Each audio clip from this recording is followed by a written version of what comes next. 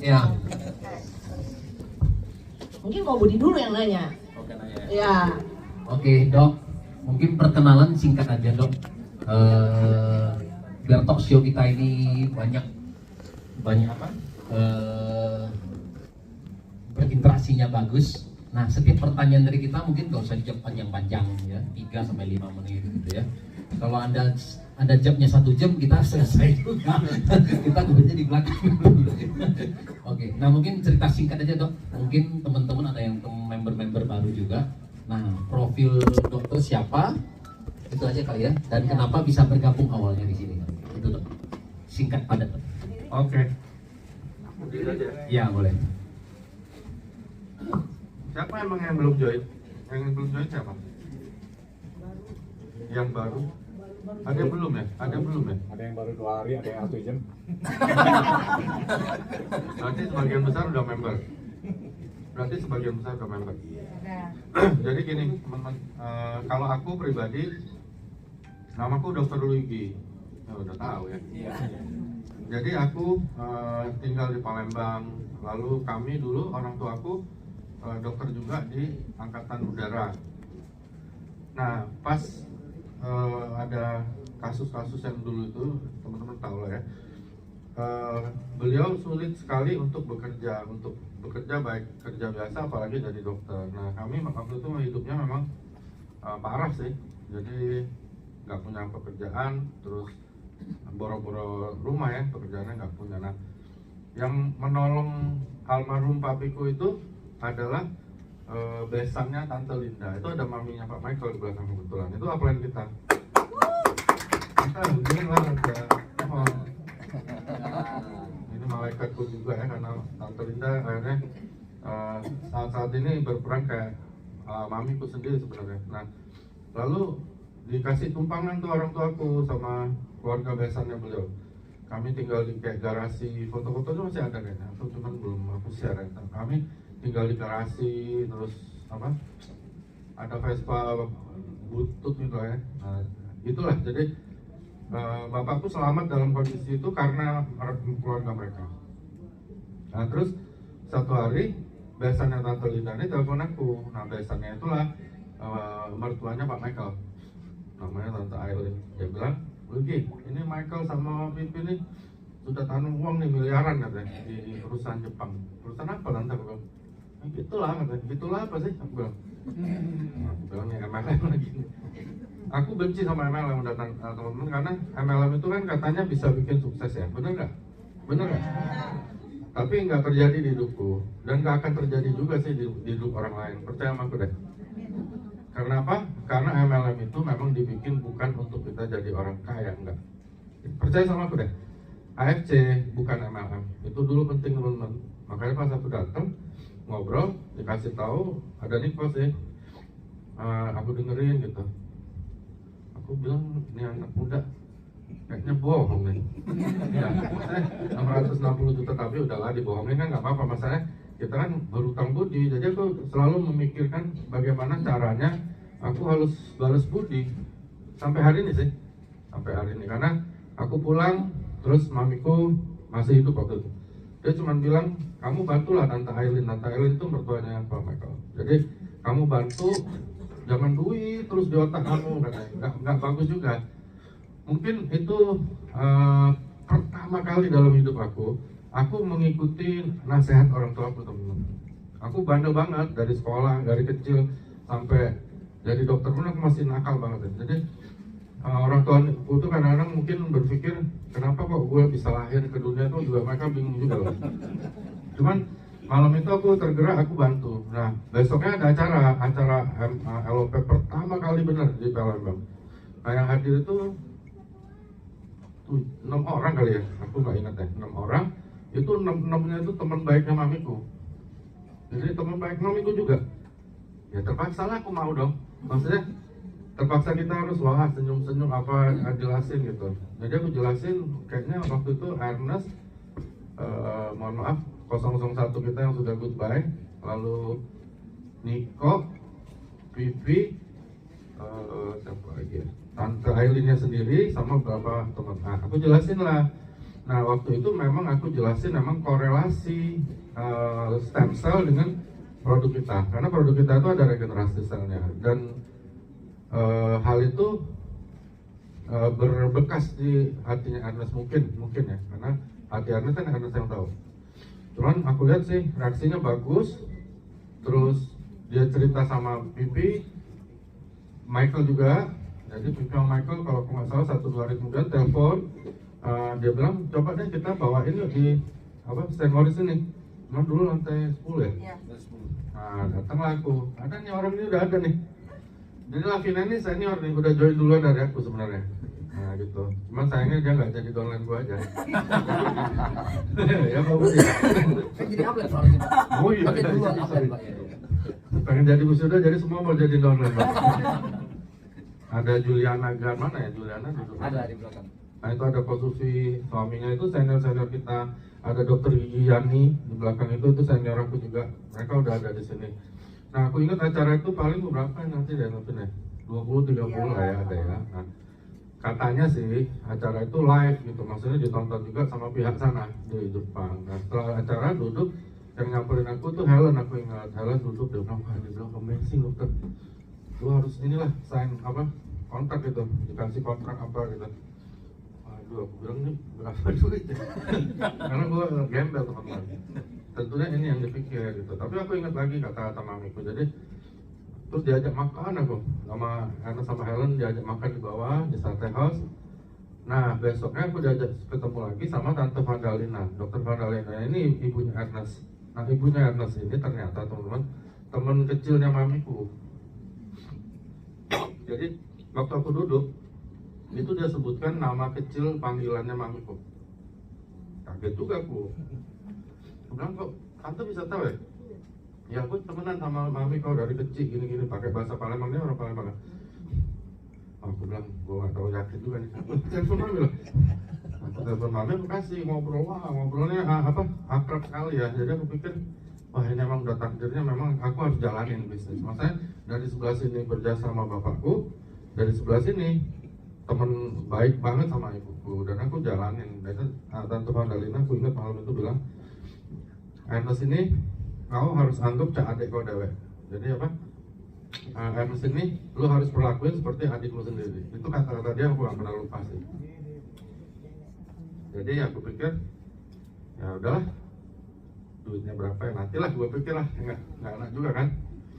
Udah tanda tangan, turun tuh ke bawah. Aku ingat sama Ernest sama Helen. Ernest bilang, oh, kita kan baru berkembang, jadi nanti segini dulu ya. Aku dengerin aduh gimana juga. Jadi ya udah jalanin gitu. Nah jadi jalanin, teman-teman harus tahu bahwa niat atau why itu penting banget ya. Jadi aku jalanin benar-benar otakku waktu itu memang aku mau balas budi karena papi kan udah masuk dalam kubur kan. Jadi aku lakukan, kalau aku dulu aku pengen nangis cerita gitu. Kalau aku udah berhasil, aku ke kubur papi itu aku cerita gitu bahwa ini aku lagi balas budi karena aku dosa gue kan banyak sama dia. Minta maafnya kan agak susah. Jadi dan itu berjalan terus ya sampai akhirnya kenapa 1 tahun misalnya aku hampir nggak ada payah sama aku 1 tahun itu, karena aku memang nggak terlalu pikir itu. Terus memang ada penghasilan sih dari tempat lain. Nah, salah satunya Pak Budi Darwin gitu. Jadi jalan Pak Budi dulu sering ngasih aku duit loh, maksudnya apa gitu. Karena mungkin dia sedih juga nih, upline kok gembel gitu. Jangan mengupline kurang ajar juga sih. Downline kurang ajar, tapi ya udahlah. Kasih nanti buat anakku. Ada 001 dulu juga aku, walaupun dia sekarang bikin kesalahan ada bukuan, dia pernah kasih juga ya. Ardian gitu. Jadi aku dulu dikasih duit sama downline teman-teman. Karena memang aku kerjaan satu kaki dan aku nggak pikirin, karena setiap kali pulang selalu mamiku tanya gimana tuh Tante Elin, gimana. Jadi aku terus lakukan karena aku memang mau balas budi bapakku. Maksudku why itu penting ya. Jadi teman-teman yang baru join 1 jam yang lalu kayak Pak Yosi bilang, atau setahun yang lalu, sebulan yang lalu, aku nggak peduli. Cuman kalau why-nya nggak kuat ya memang muntaber sih teman-teman, biasa. Maksudnya muntaber itu akan biasa aja. Kita pacaran niatnya mohon maaf nih, niat aku cuma mau tidurin perempuan itu, begitu aku tidurin aku tinggal teman-teman, ngerti ya? Ngerti dong? Tapi kalau niat aku memang mau jadiin dia permaisuriku, beda dong. Nah sekarang kalian mau jadiin bisnis ini sebagai permaisurimu atau cuman mohon maaf ya, cuman pakai sementara gitu, one night stand, itu kalian sendiri yang pilih. Tapi permaisuri kalian di luar sana tuh memang apa sih gitu loh. Jadi kalau yang kalian kerjakan belum bisa menghasilkan seperti yang kami lakukan, ya kenapa nggak lakukan yang ini? Jadi itu Pak Budi, aku kuat sekali teman-teman. Mudah-mudahan teman-teman yang dengar juga bisa punya yang kuat. Karena kalau yang kuat itu nggak pengaruh teman-teman. Naik turun, nggak usah naik turun teman-teman. Gue nggak ada bonus aja gue nggak pengaruh. Gitu loh. Jadi kalau sekarang naik turun terus jadi musido, terus jadi turun jadi daimyo, nggak apa-apa kan? Nggak apa-apa teman-teman. Karena bisnis itu nggak ada yang namanya naik terus tuh nggak mungkin. Ya kan, ada sih kayak Pak Budi Darwin naik terus kan. Ya tapi kan satu di antara sekian juta, gitu ya. Nah, tapi kalau kalian seandainya naik turun pun penghasilannya di atas yang di sebelah sana kok. Dan jangan lupa teman-teman, saat ini di bawah Pak Budi aja ada puluhan ribu orang, itu udah dapat miliaran juga. Jadi ini bisnis barokahnya luar biasa ya. Maksudnya kita berguna buat orang lain. Itu Pak Budi. Oke, luar biasa ya. Kita kasih tepuk tangan sekali lagi untuk Dr. Luigi ya.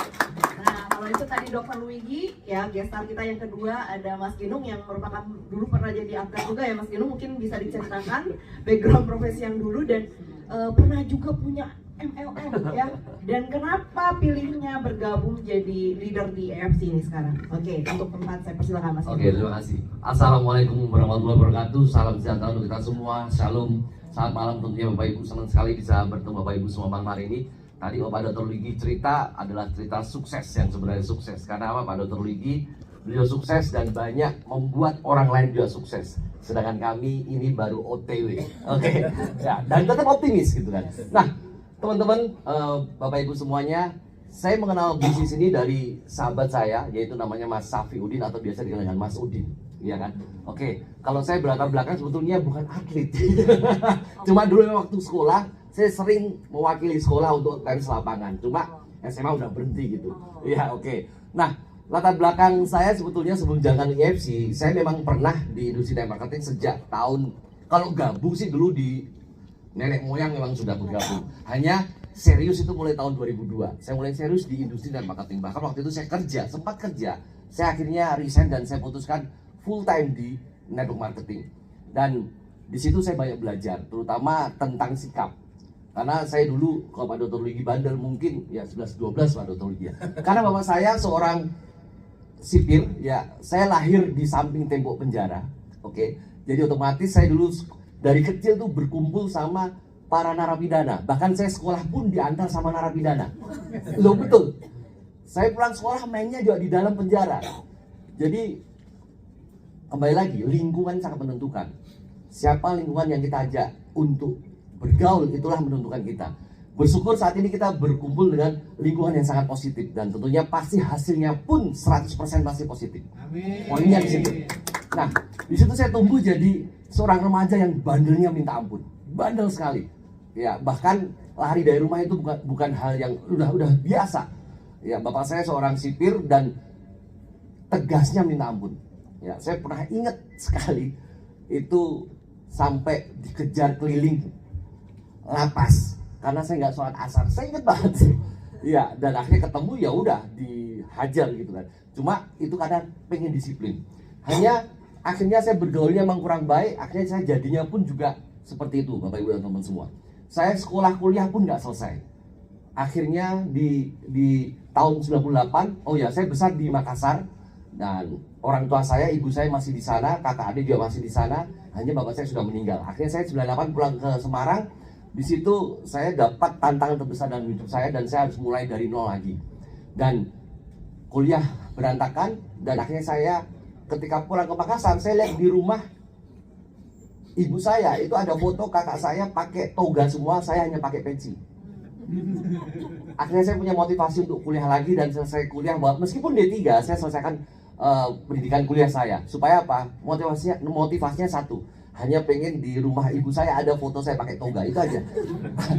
Nah, dengan skill yang saya miliki sangat minim sekali, akhirnya saya bertemu dengan industri marketing dan akhirnya saya fokus di sana dan ya, alhamdulillah puji syukur pada Tuhan, saya dari industri marketing saya bisa beli rumah, saya bisa menghidupi keluarga saya. Poinnya itu. Nah, hanya di tahun 2013 akhirnya saya memberanikan diri untuk bikin MLM sendiri. MLM yang gurem, tahu maksudnya gurem ya? Tidak ada izinnya, yang penting pokoknya jalan. Bahkan saya sempat sampai bandelnya itu sampai bikin 5 kali perusahaan MLM dan semuanya nggak berizin. Jadi pada terlebih tadi betul bilang bahwa orang bikin MLM sebetulnya ya pengennya hanya dapat uang saja, pengen hanya mengambil dari orang lain keuntungan. Nah, waktu itu kejadian tahun 2017, akhirnya saya bikin MLM terakhir, MLM umroh. Nggak tanggung-tanggung, saya langsung bikin 2 MLM umroh dengan website yang berbeda juga. Yang satu saya buat binary, yang satu saya buat Matahari. saya buat seperti insurans, Mbak Dokter. Ya, saya buat seperti itu. Dan 2 orang juga saya jalankan. Nah, alhamdulillah tahun 2015 waktu itu Menteri Agama Pak Lukman Hakim memutuskan bahwa umroh tidak boleh di-MLM-kan. Mungkin Bapak Ibu yang banyak itu pasti pernah dengar. Modal yang saya keluarkan semuanya saya pertaruhkan, habis semuanya. Dan di saat itu 2015 saya putuskan saya benci MLM. Saya benci industri marketing. Dan akhirnya saya konvensional. Dan biasanya nggak pernah konvensional. Dari uang-uang sisa modal saya gunakan untuk konvensional, akhirnya berkembang dengan sangat bagus. Tapi di tahun 2019 bulan Desember yang terjadi adalah partner bisnis saya di konvensional itu semua bawa lari uang saya. Bisa bayangkan, saya kembali lagi nol. Mungkin Tuhan juga tahu bahwa uang yang saya dapatkan buat modal dan segala macam itu mungkin hasil dari menzolimi orang. Hukum itu pasti terjadi. Ya, pasti terjadi. Dan akhirnya pandemi datang Maret 2020, Bapak Ibu dan teman-teman semua, saya nganggur total. Saya nganggur total dan padahal anak saya baru masuk kuliah. Bapak Ibu bisa bayangkan bagaimana harapan yang tadinya besar akhirnya drop. Sampai di satu titik saya benar-benar nganggur, nggak menghasilkan apa-apa. Ya, Mas Udin datang. Mas Udin datang yang dimana tahun 2020 bulan Januari Mas Udin sudah datang sebetulnya. Beliau datang ke saya dan beliau hanya bawa 2 kotak SOP 100 yang mana? Ya, SOP 100. Karena saya kenal lama beliau, Pak, apalagi saya bilang gitu. Ini saya mau jual. Oke, ya sudah. Pak Ginung tahu kan, anak saya yang si Jane mau kuliah, yang nomor 3 Akbar mau sunat. Hubunganmu dengan saya apa? Saya bilang, enggak Pak, saya mau jual ini. Ya sudah, oke. Berapa harganya? Waktu itu tidak salah 3,2 atau 3,3, saya lupa. Sampai sekarang produk itu saya juga nggak ngerti siapa yang konsumsi. Saya benar-benar lupa. September 2020 Mas Udin datang lagi dengan kondisi yang berbeda. Beliau datang ke saya sudah bawa mobil sendiri. Waktu itu kalau tidak salah bawa mobilnya Sigra dan bawa BPKB-nya juga. Nah itu Mas Udin. Nah tahu kan gayanya Mas Udin seperti apa? Dengan songongnya gitu. Pak, saya sekarang sudah punya uang. Wih, pikiran saya paling punya uangnya hanya 30-40 juta. Pikiran saya waktu itu. Nah akhirnya beliau cerita panjang lebar dan saya bilang, oke. Poin yang paling penting Mas Udin bilang bahwa Pak ini bonusnya harian. Saya bilang, masa? Loh iya Pak. Dan setiap hari pasti ada SMS-nya. Waktu itu masih SMS. Saya bilang, Mas Udin percaya nggak sama saya? Oh iya saya percaya Pak. Saya pinjam HP-mu. Saya cek bonusnya. Saya cek bonusnya terus total kalau nggak salah waktu itu ada 800 jutaan. Seorang Mas Udin punya uang 800 jutaan bagi saya itu nggak masuk akal. Ya. Tapi waktu itu saya tetap jaim karena saya jaga image. Karena apa kalau saya bilang iya oh ini bagus, dia nanti kegeeran. Saya tetap diem aja. Saya bilang oke, ayo Mas kita ke tempat mangkal kami. Nah di situ pun saya banyak tanya. Karena saya tahu marketing plan MLM, saya minta dijelasin marketing plannya. Ketika Mas Udin cerita, ada di satu titik. Karena kalau binary pasti itu kekuatannya ada di pairing bonus, ada bonus pasangan dan kebanyakan jebol. Bapak Ibu ya. Nah, dan Mas Udin cerita waktu itu saya bilang ada satu kunci yang membuat saya yakin bahwa IFC ini pasti tahan lama. Karena banyak orang datang ke saya setelah saya off di dan marketing itu saya tolak semua. Saya tolak semua karena saya paham marketing plan seperti apa dan ini menghasilkan income apa enggak. Nah, ketika Mas Udin cerita seperti itu, akhirnya saya membuat keputusan, oke saya, ya, hanya saya tidak ngomong. Mas Udin nggak puas, akhirnya beliau telepon Pak Dr. Luigi dengan V-call. Dikira saya belum yakin gitu, saya diam aja. Ketika Mas Udin V-call Pak Dr. Luigi, satu hal yang pertama kali saya langsung search adalah kami sama-sama perokok Pak Dokter. Saya berokok, Pak Dokter merokok. Nah ini namanya match and mirror. Wah, saya punya upline ini perokok juga gitu. Itu yang membuat saya serak di awal, jujur. Ya. Nah, Pak Dr. Luigi cerita poinnya satu, Mas Ginung, saya di MLM juga sudah lama, saya seorang dokter, saya bukan orang goblok, saya tahu ini bisnis bagus, percaya saja sama Mas Udin. Oke, waktu itu saya pun juga belum mengatakan ya, padahal saya sudah oke. Nah, telepon lagi, telepon siapa? Pak Niko, di video call saya. Belum puas Mas Udin, dikira saya belum yakin, padahal saya sudah yakin. Nah, setelah Pak Niko telepon, akhirnya oke, gimana Pak Ginung? Oke, saya gabung Mas, saya langsung, bukan gabung, saya mau upgrade, waktu itu mau upgrade. Ternyata Mas Udin waktu itu saya beli, ternyata sudah dijoinkan. Sudah dijoinkan. Nah, akhirnya saya upgrade. Ketika saya mau upgrade diamond malam itu, Mas Udin, nanti dulu Pak, upgrade-nya 2 tahun lagi. Loh, kok bisa? Saya tahu baca marketing plan. Kalau saya nggak upgrade, ini saya running, Mas Udin dapat bonus pas up-nya gimana nih Mas? Saya banyak ini bonus yang akan lewat dari saya gitu kan. Tahu Bapak Ibu ada bonus pas up kan? Nah, Mas Udin ternyata dari bonus pas up waktu itu sempat beli mobilio pada dulu ya. Dari bonus, rata-rata saya lihat waktu itu dari bonus pas up yang banyak. Dari bonusnya Mas Udin itu. Nah, akhirnya sejak saat itu saya putuskan untuk serius di IFC sampai hari ini dan insya Allah sampai ke depan sampai ya. Amin. Terima kasih. Luar biasa ya.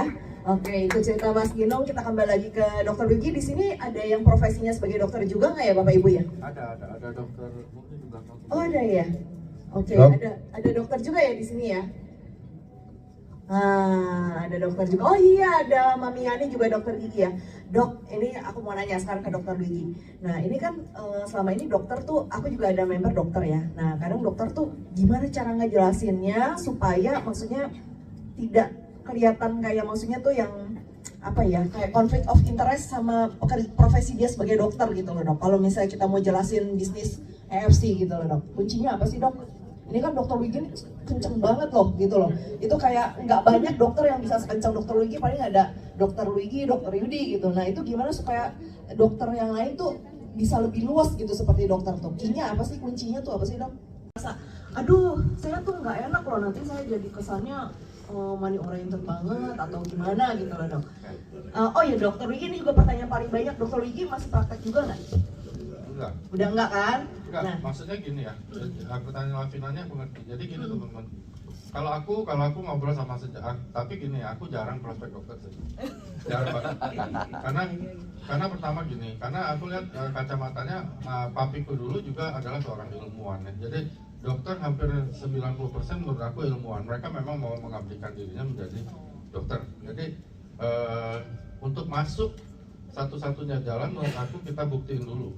Maksudnya aku konsisten. Sekarang ini banyak temanku dokter, kantor dokter join karena dia lihat 5 tahun kan statusku nggak berubah. Maksudnya Facebook, semua Instagram, ini berapa? Ini hari keberapa? Hari 16 sudah mulai main TikTok. Jadi mereka udah mulai percaya. Cuman kalau untuk meyakinkan seorang dokter untuk jalanin AFC nggak gampang memang. Kenapa? Ya karena gini, kita harus pilah dulu. Kalau aku memang mau yakin mereka, aku memilah dulu ya. Aku harus pisahkan dulu antara dokter dengan dia sebagai human biasa gitu. Jadi misalnya dokter Lavina, nah dokter ini kan statusnya, tapi kan manusianya namanya Lavina. Aku lebih bicara ke arah sininya. Jadi aku nggak ada hubungannya dengan lu jadi dokter. Ini kalau yang dokter kaya. Kalau dokter gembel ya gampang. jadi nggak usah Iya. ini juga ya, maksudnya Dokter gembel ya butuh gampang. uang kan kalau Iya misalnya lah, masih kalau dokter kurang. gembel ya Kalau gampang. yang Maksudnya kalau ngomongnya udah gampang, nggak usah pening dong. Aku ketemu beberapa dokter yang memang kaya raya, jadi ya memang kita harus ngomongin ke humanistiknya. Maksudnya gini, aku paling bilang, dok, lu kan udah kaya, maksudnya kepikir nggak ya kalau satu saat lu praktek, tapi nggak dibayar misalnya. Nah itu yang aku lakuin sekarang sih. Jadi aku tetap jadi dokter, tapi aku nggak cari duit sebagai dokter gitu aja. Jadi aku di rumah pasien lama datang ya aku bantu. Kalau kalian dari Palembang sama aja, maksudnya tensi apa, ada duduk tekan perutnya. Kadang kita neken apa dia juga nggak tahu kan. Maksudnya dia udah seneng aja ya. Kasih obat, ajak ngobrol, dan ujungnya kita bilang, dia tanya berapa dok? Nggak usah bayar. Wih, ini apa kata? Langsung lemak badan lemak. Dengan nggak bayar aja dia udah merasa sehat. Teman-teman di AFC ini kita bisa jadi seseorang yang bisa memberi dan itu lebih enak sih. Luar biasa. Jadi itu yang aku lakukan. Maksudnya, tapi kalau teman-teman tanya gimana cara prospek dokter, kalau aku pakai ilmu yang namanya bertanya, ya. Dokter adalah seorang profesional di kesehatan yang tidak mungkin teman-teman akan mau Anda jelaskan tentang kesehatan. Itu mustahil ya, oke? Sehebat apapun diri lu, sehebat apapun produknya, jangan coba-coba datang jelaskan ke seorang dokter, karena fatal akibatnya. Ya, gitu. Jadi datang ini, dok ini bisa untuk mata loh, katarak apa segala macam. Datang ke dokter mata lo bunuh diri sayang. Maksudnya kita kalau mau masuk ke dokter kita harus bertanya, karena memang sepantasnya kita kan bertanya. Memang dia lebih ngerti dong kesehatan. Misalnya aku mau bawa mobil ya ke mobil dong. Masa aku yang ngajarin dia, maksudnya aku yang bilang, oh ini mungkin ininya, ini mungkin apa namanya, mungkin apanya, mungkin shock breaker, lebih tahu dia dong. Jadi kalau aku prospek ngajarin teman-teman yang non dokter untuk prospek dokter, bertanya teman-teman. Misalnya datang ke dokter mata, kalian bilang ini ada produknya dok, ada paten fungsinya berhubungan dengan mata, ya kan? Tapi kan dokter lebih pintar dari aku, maksudnya dokter kan dokter mata. Boleh nggak dok aku tanya ini untuk apa ya sebenarnya? Kasih brosurnya, suruh dia baca dong. Kalau kalian bertanya, dia mau jawab caranya gimana teman-teman? Harus baca, lihat. Bahkan kadang-kadang dia terpaksa minum juga. Ya dong, benar ya. Setelah itu dia akan berikan kesimpulan-kesimpulan berdasarkan keilmuan dia. Jadi kalau dia dokter mata, dia akan jawab sebagai dokter mata. Dia akan jelasin ini buat apa. Akhirnya dia bilang, dokter gimana nih, mau bantu saya nggak? Nggak apa-apa, kalian kan dapat ilmu, nggak ada ruginya. Ngerti dong? Nah, pulang pergi lagi ke dokter kandungan, tanya lagi, dapat dari dokter kandungan, pergi dokter THT, dapat ilmu loh. Tinggal lu jadiin buku dong, bener ya? Bener nggak? Jangan datang ke dokter, kalian harapkan dokter itu join, itu sulit banget teman-teman. Jangan kan kalian, aku kan dokter. Aku di grup aku, cerita AFC pertama kali kan lagi semangat banget tuh yang kita baru join. Langsung di remove aku. Iya, jadi jangan ya, itu kesalahan, salah satu kesalahan terbesar. Jadi grup reuni, grup FK kalau aku ya, kedokteran, terus grup alumni Trisakti kan ada tuh. Aku langsung di remove teman-teman, nggak ada ampun kan. Dia bilang, ini tempat buat reuni bukan buat jualan. Lu anjing lu katanya masuk-masukin gitu, malah digituin aku. Iya. Orang pada bete loh, padahal mungkin yang bete kan adminnya, tapi kan jadi kesannya jelek. Jadi teman-teman kalau mau jalanin bisnis ini jangan bikin orang bete, jangan bikin orang kesel, tapi bikin orang tertarik gitu. Jadi itu caranya aku ke dokter-dokter. Jadi kalau dokter-dokter Anda mau yakinkan, terus gini teman-teman, ada beberapa yang bilang, dok tolong dong bantuin aku ngomong ke seorang dokter supaya dia yakin untuk minumkan obatnya ke pasien. Aku bilang, lu gila. Ernest sama Michael aja, sama Niko, nggak pernah suruh aku meyakinkan orang untuk yakin minum produk ini, enggak loh. Teman-teman jangan salah persepsi ya. Dari awal jalan, aku dipesankan untuk menunjukkan betapa pentingnya minum ini, betapa pentingnya regenerasi sel, iya, betapa pentingnya aliran darah lancar, iya, gitu loh. Tapi bukan memaksa orang percaya untuk minum ini. Makanya banyak sejawat-sejawat dokter yang menentang, menyerang juga kadang-kadang, karena dia memang nggak tertarik sama ini. Ini deh teman-teman, kita ke restoran, apa semuanya minum es teh kan? Enggak kan? Ada es jeruk, ada yang frozen juice gitu loh. Jadi nggak semua dokter akan bisa senang dengan produk ini. Nggak semua dokter harus juga kita paksa percaya dengan produk ini, enggak gitu. Jadi kalau ada yang dokter udah diceritain habis-habisan nggak percaya, ya udah itu hak dia. Gitu ya teman-teman. Jadi di lapangan nanti juga teman-teman jangan paksa orang, apalagi seorang dokter, untuk percaya dengan produk ini. Tapi tugas kita mengedukasi dia bahwa ini ada produk non kimia, terus nggak ada sama sekali nggak ada efek-efek kimianya, tapi ada paten fungsi dok, gitu. Mungkin kalau satu hari dokter perlukan yang kayak gini, dokter pakai lah. Kayak gitu sih akan lebih baik. Oke, terima kasih. Kembali ke Mas Kinung nih. Mas Kinung, Mas Kinung sekarang tinggal di mana Pak? Wilayah Bekasi Pak ya? Iya, kalau sementara di Jakarta ini Jabodetabek ini di wilayah Bekasi. Oh, Bekasi ya. Kalau boleh tahu Mas Kinung berarti kemarin berarti capai rank tertinggi di Samurai Pak ya? Samurai tahun ini Samurai ya. Nah, ini teman-teman juga pada sering nanya nih. Pernah capai di angka tertinggi berapa nih komisinya sebulan nih kalau di level Samurai nih? Ya, Samurai waktu itu saya pernah di bulan beberapa bulan yang lalu Aha. sempat tembus 82 juta pernah tembus. Oke, sampai 82 juta ya. Cukup lah ya sebulan Mas ya. Yang tadinya nol income. Ya, itu sangat cukup sekali Pak Budi. Iya. Jadi kalau kita di marketing plan kita atau di Iya. training kita, kalau kita bilang level samurai kan average-nya di 50 sampai 150 juta berarti Iya. benar ya Iya. di situ ya. Oh betul sekali itu Pak Budi. Nah, Betul. sekarang total organisasi di grupnya Mas Ginung sekarang udah berapa tim? Sponsoran sama Mas Ginung udah berapa orang? Kalau sponsor malah sedikit sekali Pak Budi saya. Oke. Betul. Saya memang yang saya perbaiki adalah harus banyak sponsoring lagi. Hmm. Ya, masih terbawa dengan budaya breakaway Pak Budi. Jadi saya harus perbaiki, memang harus banyak menyponsori lagi. Harus banyak sponsor. Ya, baru Tapi 35 sekarang orang. Oh, Baru sponsor langsung 35, tapi dari 35 ini sekarang sudah berapa banyak orang di total? Total kurang lebih sekitar 3.000 sekian. Wah, udah luar biasa. Itu yang duplikasi yang terjalan ya. Oke. Ya. Ada yang mau ditanyakan? Mas Ginung kan dulu udah 5 kali bikin MLM ya. Nah terus maksudnya berarti udah pengalaman. Cerita dosa tuh. Maksudnya apa yang Ya. kekuatan paling besarnya AFC ini dari marketing plan-nya? Oke. Ya. Apa nih dari marketing plan AFC yang sangat menarik? Yes, saya pernah di perusahaan MLM di Indonesia yang saat ini masih running well, sudah 23 atau 24 tahun lalu masuk Indonesia. Saya pernah di sana, kemudian saya juga pernah masuk di perusahaan yang besar juga, saat ini juga masih running. Nah, yang melihat saya berbeda di sini satu adalah produknya ini dari pabrik farmasi itu dulu. Ya, jadi produknya memang sesuai dengan apa yang dihasilkan.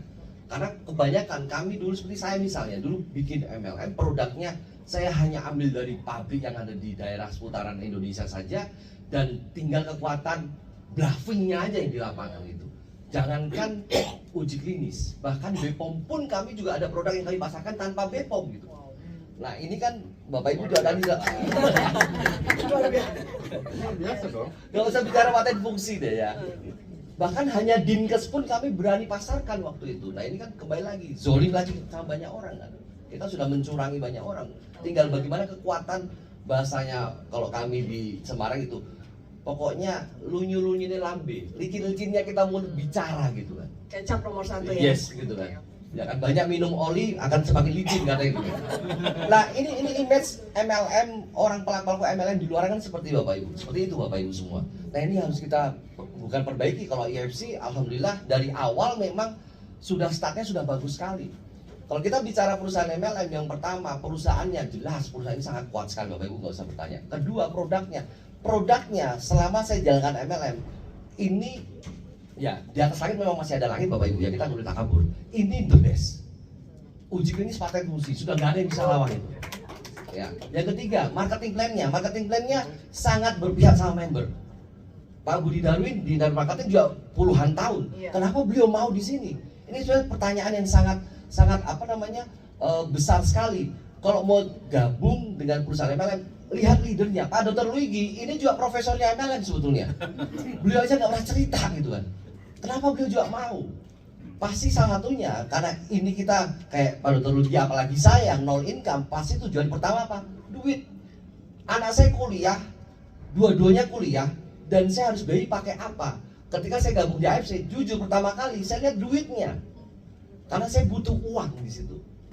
Dan realitanya memang terjadi. Bahkan saya tidak pernah menyangka bisa punya income puluhan juta rupiah setiap bulan dari IFC ini. Dari nol income Bapak Ibu, dari hopeless, gak punya harapan sama sekali. Karena waktu itu misalnya saya bekerja di Semarang lah, di Semarang dengan skill yang saya miliki, oke saya pintar ngomong misalnya, saya bisa jadi marketer di sana, perusahaan apa yang konvensional. Paling mentok gaji saya berapa? Mentok paling 8 juta. Nah kita berhitung sekarang, untuk jadi shogun itu kan punya 5.000 pairing, oke? Seorang shogun pasti diamond per pairingnya berapa? 300.000. Berarti seorang shogun dalam 1 tahun minimal, kita hitung-hitungan matematika nih, pasti punya bonus harian di total setahun berapa? 1,5 miliar Bapak Ibu. Iya. Oke, ditambah rewardnya 575 juta, 2 miliar loh setahun seorang shogun. Kalau saya kerja punya gaji 8 juta, untuk capai 2 miliar saya harus kerja selama berapa? 21 tahun. Itu pun gaji saya nggak boleh saya makan, saya tabung terus. Padahal usia saya waktu itu 48 tahun, sekarang jalan 51 tahun. Nah, nggak mungkin kan? Nah, ketika masukin cerita sampai di peringkat shogun, ketika cerita annual rank, oke mas, ini apik, saya bilang, ini bagus. Karena saya mikirnya seperti itu. Jadi komparasinya adalah ketika saya kerja, nggak mungkin saya bisa ngumpulin 2 miliar dalam waktu 3-5 tahun ke depan. Nah di sini sangat mungkin sekali, bahkan Pak Budi Darwin untuk Shogunnya nggak butuh tahunan gitu. Ya Cilafina, Pak Dr. Luigi, Bu Novi yang saat ini, Bu Sido juga, beliau Shogunnya semuanya cepat gitu. Nah Bapak Ibu yang saat ini mungkin perlu tambahan income, atau mungkin saat ini juga sama kondisi dengan saya waktu itu di 2 tahun yang lalu, tidak punya pekerjaan sama sekali. Ini salah satu jawaban doa-doa Bapak Ibu untuk bisa terus aktif di FC ini. Begitu. Terima kasih. Oh, lanjut. Oke, sekarang ke Dokter Luigi. Dok, nah ini kan lama nih semua bertanya nih dok, upline-nya Pak Budi siapa?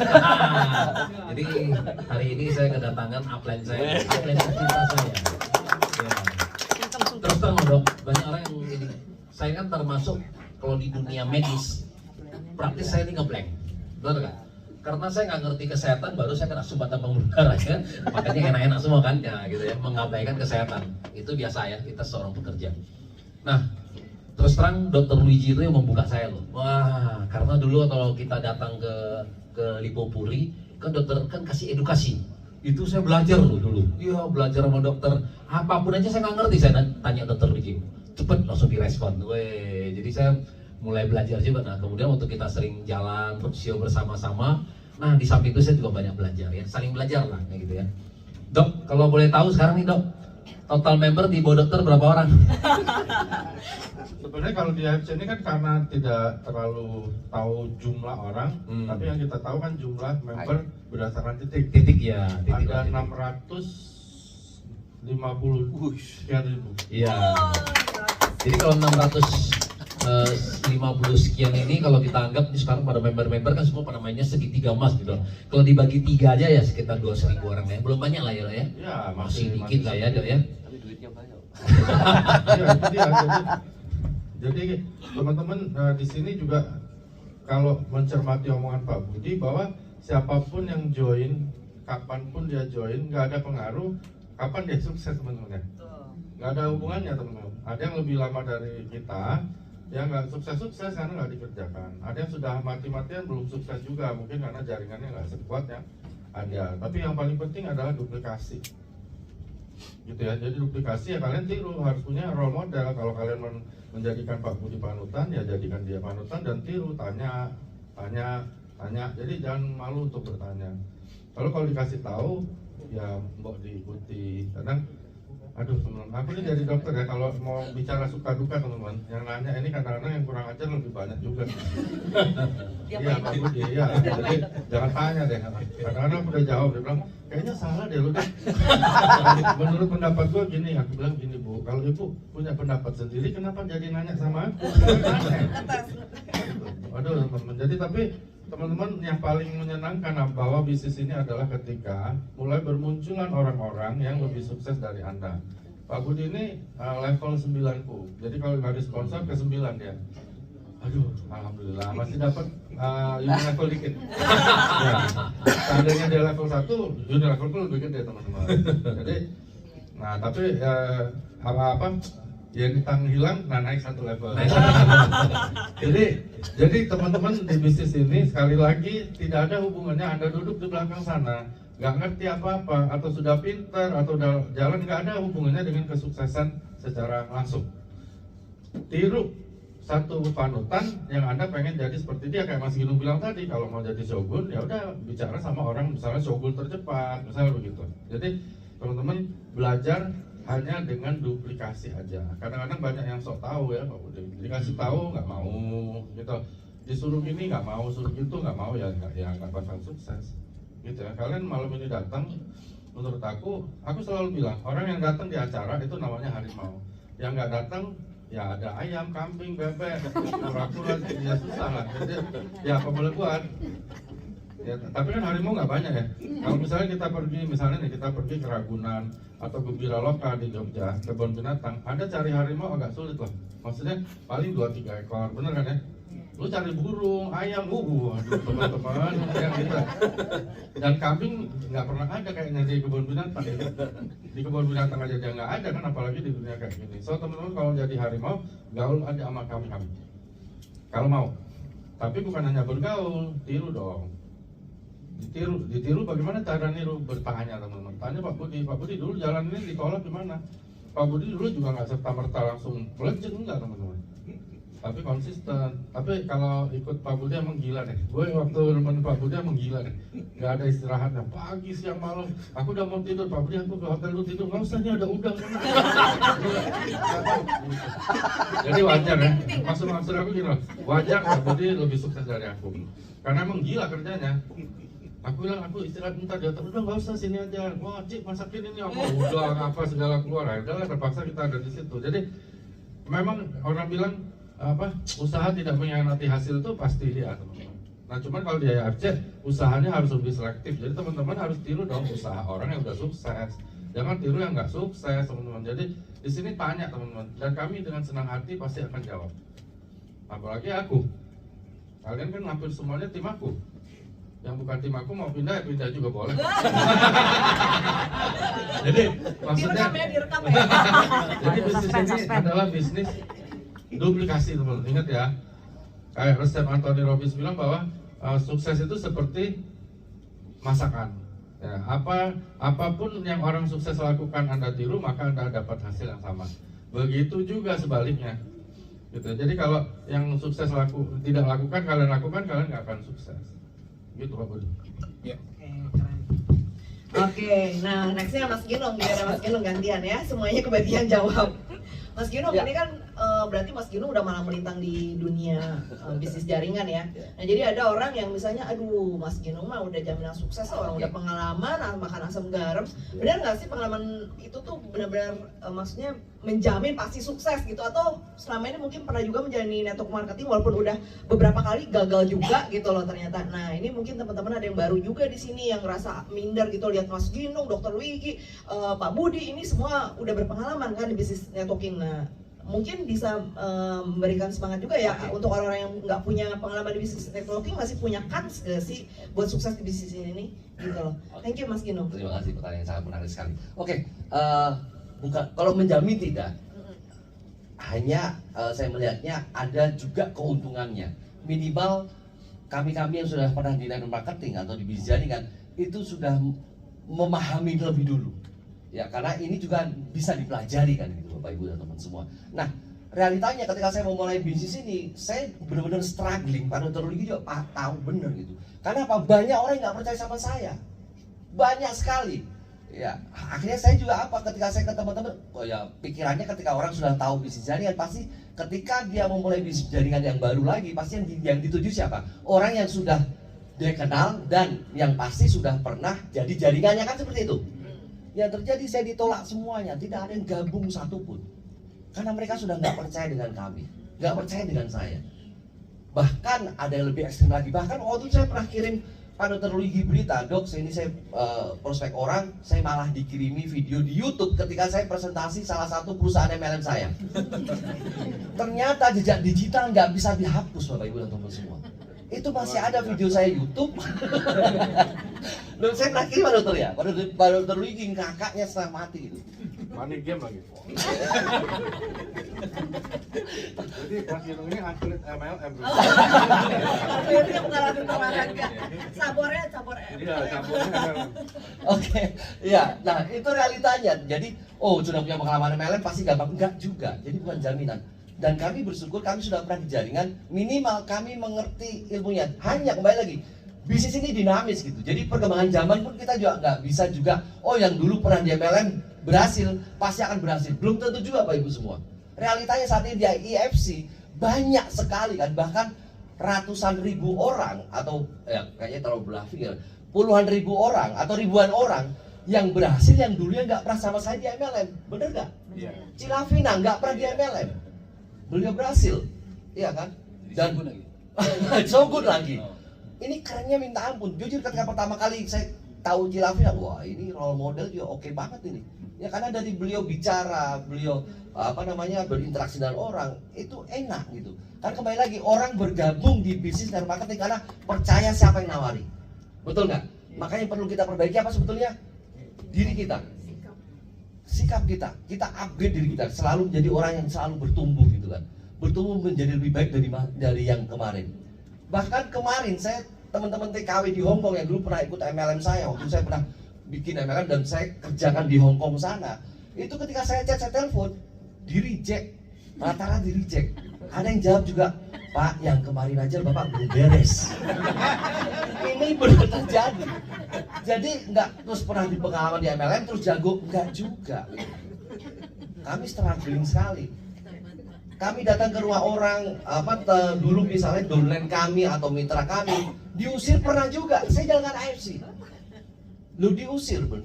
Pak, nggak usah deh Pak, kami udah nggak MLM lagi. Lu itu nggak hanya 2-3 orang. Mereka percaya dengan IFC, mereka percaya dengan Subharasi Utsukushi, tapi belum percaya dengan saya. Jadi yang saya harus buktikan apa? Saya konsisten aja, bahasanya Pak Budi, konsisten aja.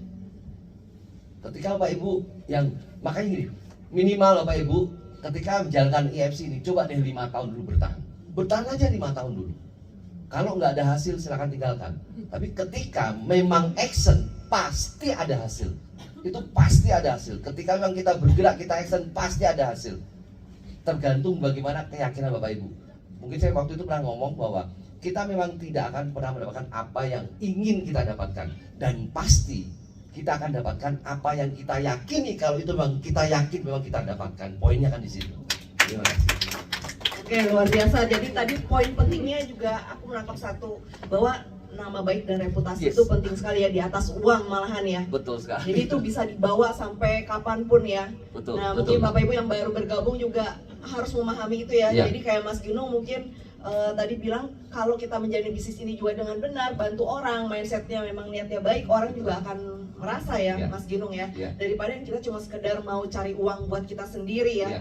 Atau mungkin misalnya fokus juga penting ya Mas Ginung Penting, ya. Waktu jalanin MLM nggak pernah 5 sekaligus, tapi satu-satu ya. Satu aja. Kalau jadi, 2 ya ibarat kata ketika kita mengejar 2 ekor kelinci sekalian, yang terjadi adalah 2 ekor kelinci itu akan lepas semuanya. Percaya sama saya. Oke. Nah, Gitu. itu pesan penting Ya, ya, dan apalagi buat satu teman-teman yang baru. Pesannya Pak Dr. Luigi yang penting why-nya.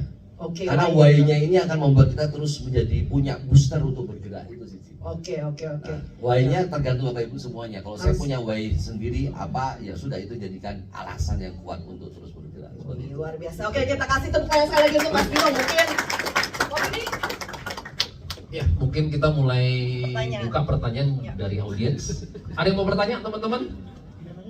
Ya, Audien pertanyaan ngeri. tanya ke siapa, Pak? Tanya ke dokter ya? Dokter hari ini nggak jawab pertanyaan penyakit loh, Pak. Ya. Iya. Mau tanya pertanyaan penyakit ya? Boleh, Dok? Nah, Nanti, kita cair bisnis silanya. aja. Iya. Hah? Bisnisnya. Ya, bisnis boleh. Jadi begini nih, saya anak downline itu di Bekasi. Dia tuh ada penderita diabetes. Begitu Selasa, Rabu, Kamis, Jumat, saya tanya kabar gimana, langsung dikirimin drop masuk rumah sakit. Itu yang bikin saya kaget. Lah kok malah sakit ya? Oke, nggak apa-apa. Ini aku jawab ya. Jadi teman-teman yang baru join, apalagi yang udah lama join, dengerin nih baik-baik.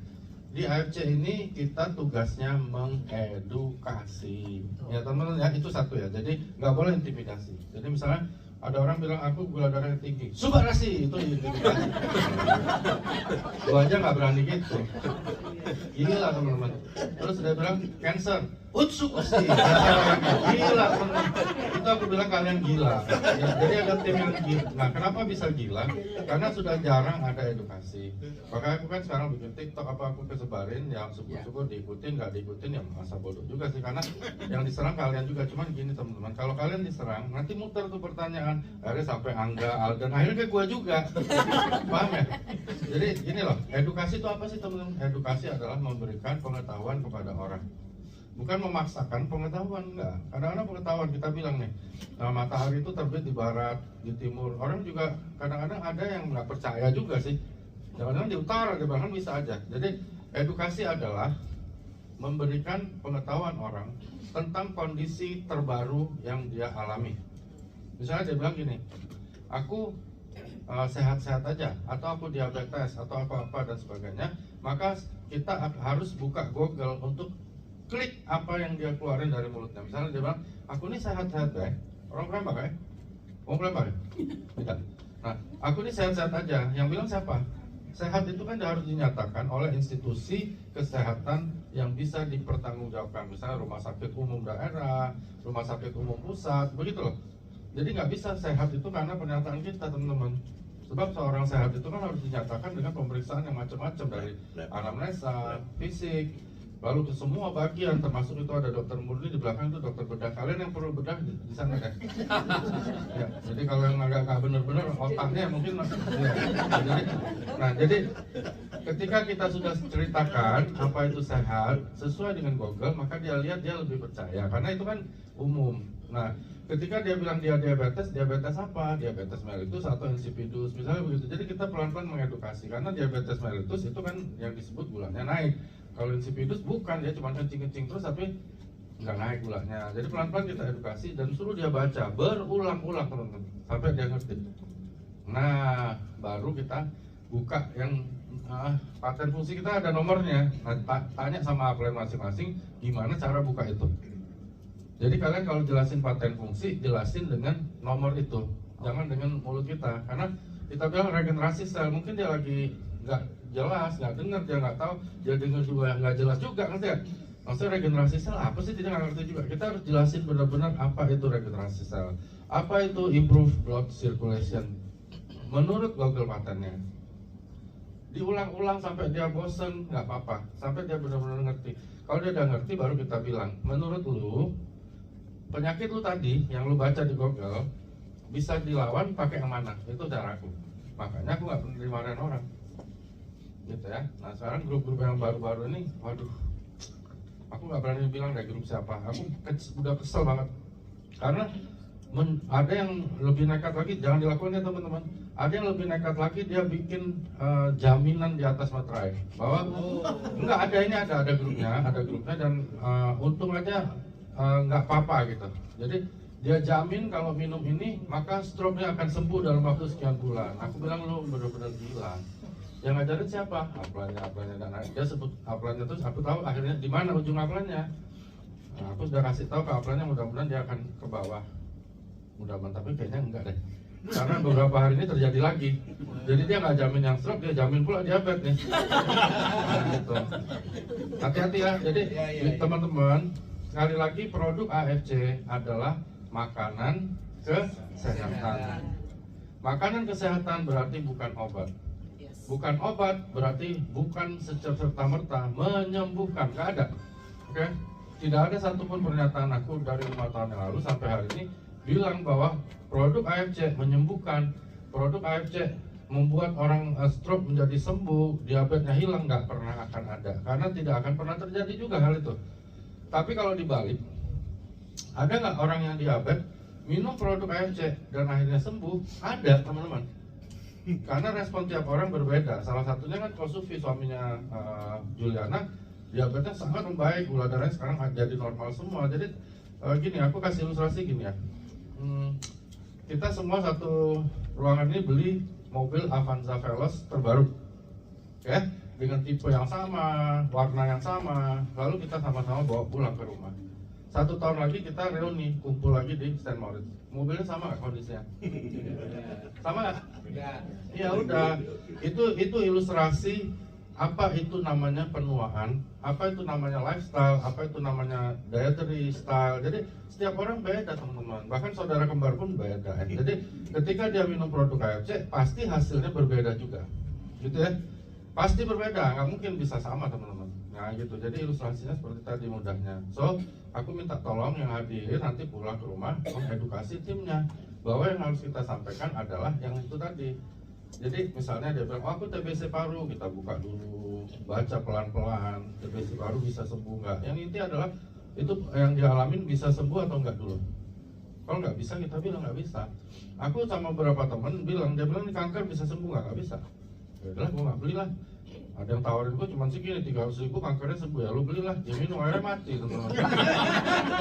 Aku bilang, berarti aku pikir aku yang beruntung dong. Kalau dia beli produk kita dia mati, kan kita yang kena. Lalu beberapa kejadian teman-teman yang agak buruk yang aku harus ingatkan adalah ketika seseorang ada di ICU atau di ICCU dalam keadaan koma, ya. Banyak yang bilang aku, saya mau membantu supaya dia bisa sembuh dari ICU-nya. Aku mau tetap kasih dokter bagaimanapun juga. Kalau kalian mau dengerin saran aku, jangan, oke? Lebih banyak mudaratnya daripada berkahnya nanti. Karena apa? Karena orang kalau ada yang meninggal teman-teman, dia cari kambing hitam dulu. Dia bukan cari ini benar atau enggak peduli dia. Kalian pasti dilaporkan ke polisi, penting nanti. Aku tidak bilang produk AFC berbahaya, tetapi orang di ICU dalam keadaan koma itu keadaan yang sangat berbahaya, paham ya? Dengan atau tanpa produk AFC dia bisa mati anytime. Kalau kalian apes, taruh bawah lidah, baru setengah orangnya mati. Ingat ya? Jadi kalau yang ada di ICU udah lalu sabar dikit lah. Nggak mungkin juga orang di ICU beli 3 diamond. Ngerti ya? Jangan terlalu bernafsu juga ya teman-teman, jangan bisnis ini pakai ini juga ya. Jadi jangan sekali-sekali orang di ICU kalian paksakan keluarganya untuk percaya minum produk kita. Kecuali ada kecualinya, ada beberapa teman yang aku suruh bikin, keluarganya bikin surat pernyataan di atas materai, disaksikan polisi, disaksikan kepala rumah sakit, dokter yang merawat. Mereka dia bilang bahwa dia tidak akan pernah menuntut secara hukum perdata atau pidana atas apapun akibat yang ditimbulkan oleh produk AFC yang saya berikan kepada adik saya. Anda boleh kasih, gitu ya. Tapi kalau lu cuma penasaran mau kejar bonus atau mau kejar ini promonya nih kok sampai besok, paksa lu bunuh diri namanya, ya. Ingat ya. Kalau teman-teman tolong aku untuk jadi edukator di luar sana, karena nama baik AFC jadi besar, nama baik Pak Ernest, Michael, Niko, Bu Helen dan sebagainya jadi bagus karena kita mengedukasi. Benar ya Tante Linda? Iya, karena edukasi tidak akan pernah salah, teman-teman. Kita bilang ini paten fungsinya regenerasi sel, nggak ada yang bisa marah dong. Kalau dia tanya, pasti nggak regenerasi sel ini terjadi? Pasti jawabannya. Minum ini aliran darah lebih lancar, pasti, teman-teman.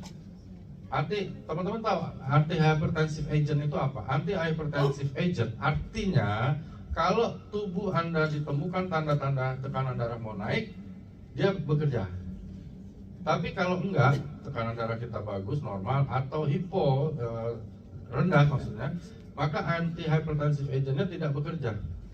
Kok bisa gitu? Karena produk kita bukan obat. Jadi bukan anti-hipertensi loh.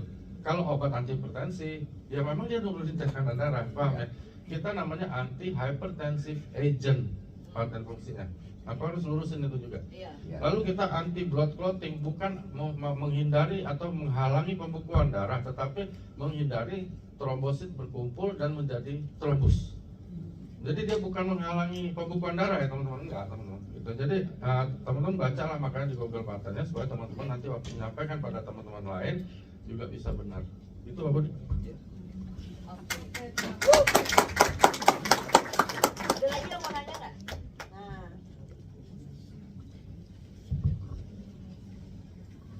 mau ke Mas Ginung. adil. Mas mau nanya nih, kalau berapa lama Mas Ginung, ini kan pengalaman MLM-nya banyak tuh, buruk-buruknya juga. Lebih banyak mudorotnya. Ya, yang di AFC ini sendiri itu berapa lama sampai ketemu yang namanya orang yang bisa duplikasi? Oke. Ya, Ya. kemudian tadi kan bilang sponsornya sedikit ya, itu kan, tapi 30.000 apa 30.000 apa 3.000? 3.000 kan? 3.000. Berarti kan kata Pak Budi 3.100, tadi duplikasi, keren banget itu ya berarti ya. Nah, itu gimana tuh kiat-kiatnya tuh? Ya, Apa aja sih? kalau saya bicara tentang keren enggak, karena poinnya adalah ketika anda marketing memang harus sponsori dulu, ya kan? Sponsor dulu banyak, baru. Nah, kalau saya karena mungkin saya menemukan teman-teman yang dulunya mungkin sudah kenal dengan saya, jadi mereka sudah trust dulu. Poinnya orang mau bergabung dengan kita dan mereka mau bergerak karena trust dengan kita kan, itu di situ. Nah, terus berapa lama? Ya, itu waktu itu ada yang 2 bulan ketemu dengan orang tepat, ada juga yang baru tahun lalu ketemu dengan orang yang tepat juga. Jadi poinnya di sini kita menemukan. Nah, bagaimana cara menemukan? Ya kita mau nggak mau harus mencari gitu. Ya, dengan sponsoring banyak dulu gitu. Tadi apa yang disampaikan Pak Niko juga tepat sekali. Sponsoring banyak orang dulu. Hanya kita juga tetap harus ingat bagaimana kita menemani mitra-mitra kita juga. Tergantung porsinya nanti sesuai dengan konsultasi kepada sponsor atau upline. Karena Bapak Ibu jangan mengambil konsultasi di atas panggung, tahu maksudnya ya. Artinya apa yang kami sampaikan jangan ditelan mentah-mentah juga. Semua harus dikonsultasikan dengan garis sponsorisasinya. Saya konsultasinya kemana? Saya ke Mas Udin dan kepada Dr. Luigi. Dan konsultasi jangan pindah. Bulan ini sama Aplen A, bulan depan sama Aplen B, bulan depan sama Aplen C, akan bubrah. Kalau konsultasi sama 1 maksimal 2 Aplen aja udah itu tuh saya konsultasinya. Karena biar apa? Biar arahnya sama. Kalau kami setiap bulan pasti saya ketemu Mas Udin, saya buka gambar jaringan, Mas ini bisnisku, peta bisnisku, aku harus ngapain? Itu saya lakukan gitu. Karena kalau kita asal jalan aja, nanti kita nggak ada arahnya. Nah yang tahu bisnis kita adalah sponsor dan upline kita. Nah makanya kekuatan ada budaya konsultasi setiap bulan itu kan harus terjadi. Nah kami budayakan itu setiap bulan ke Mas Udin, kepada Dr. Luigi, kepada Dr. Luigi pas jauh, ya saya by telepon. Tapi kalau Mas Udin saya usahakan saya buka peta jaringan.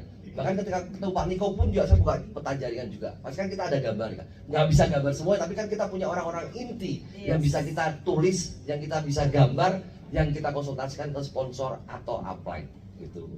Nah kalau berapa lama menemukan, nggak ada waktu yang pasti untuk menemukan. Pak Budi Darwin juga butuh waktu. Pak Dr. Luigi setahun tanpa bonus. Setahun tetanus terdaftar tanpa bonus. Dan dia masih konsisten loh. Oh gitu ya, istilahnya tetanus gitu ya. Jadi apa itu tetanus? Terdaftar tanpa bonus. Terdaftar tanpa bonus. Rabies apa? Rabies. Iya kan? Nah poinnya konsisten, lagi-lagi konsisten. Iya. Bayangkan kalau Pak Dr. Luigi di bulan ke-8 berhenti. Beliau Busido? Enggak. Itu kan. Tapi beliau tetap terus. Karena beliau tahu why-nya, beliau tahu ujungnya di mana. Selama kita tahu ujungnya di mana, pasti itu akan membuat kita bergerak kan. Gitu. Mungkin terjawab Bu. Terima kasih. Oke, terima kasih. Ada lagi teman-teman yang lain?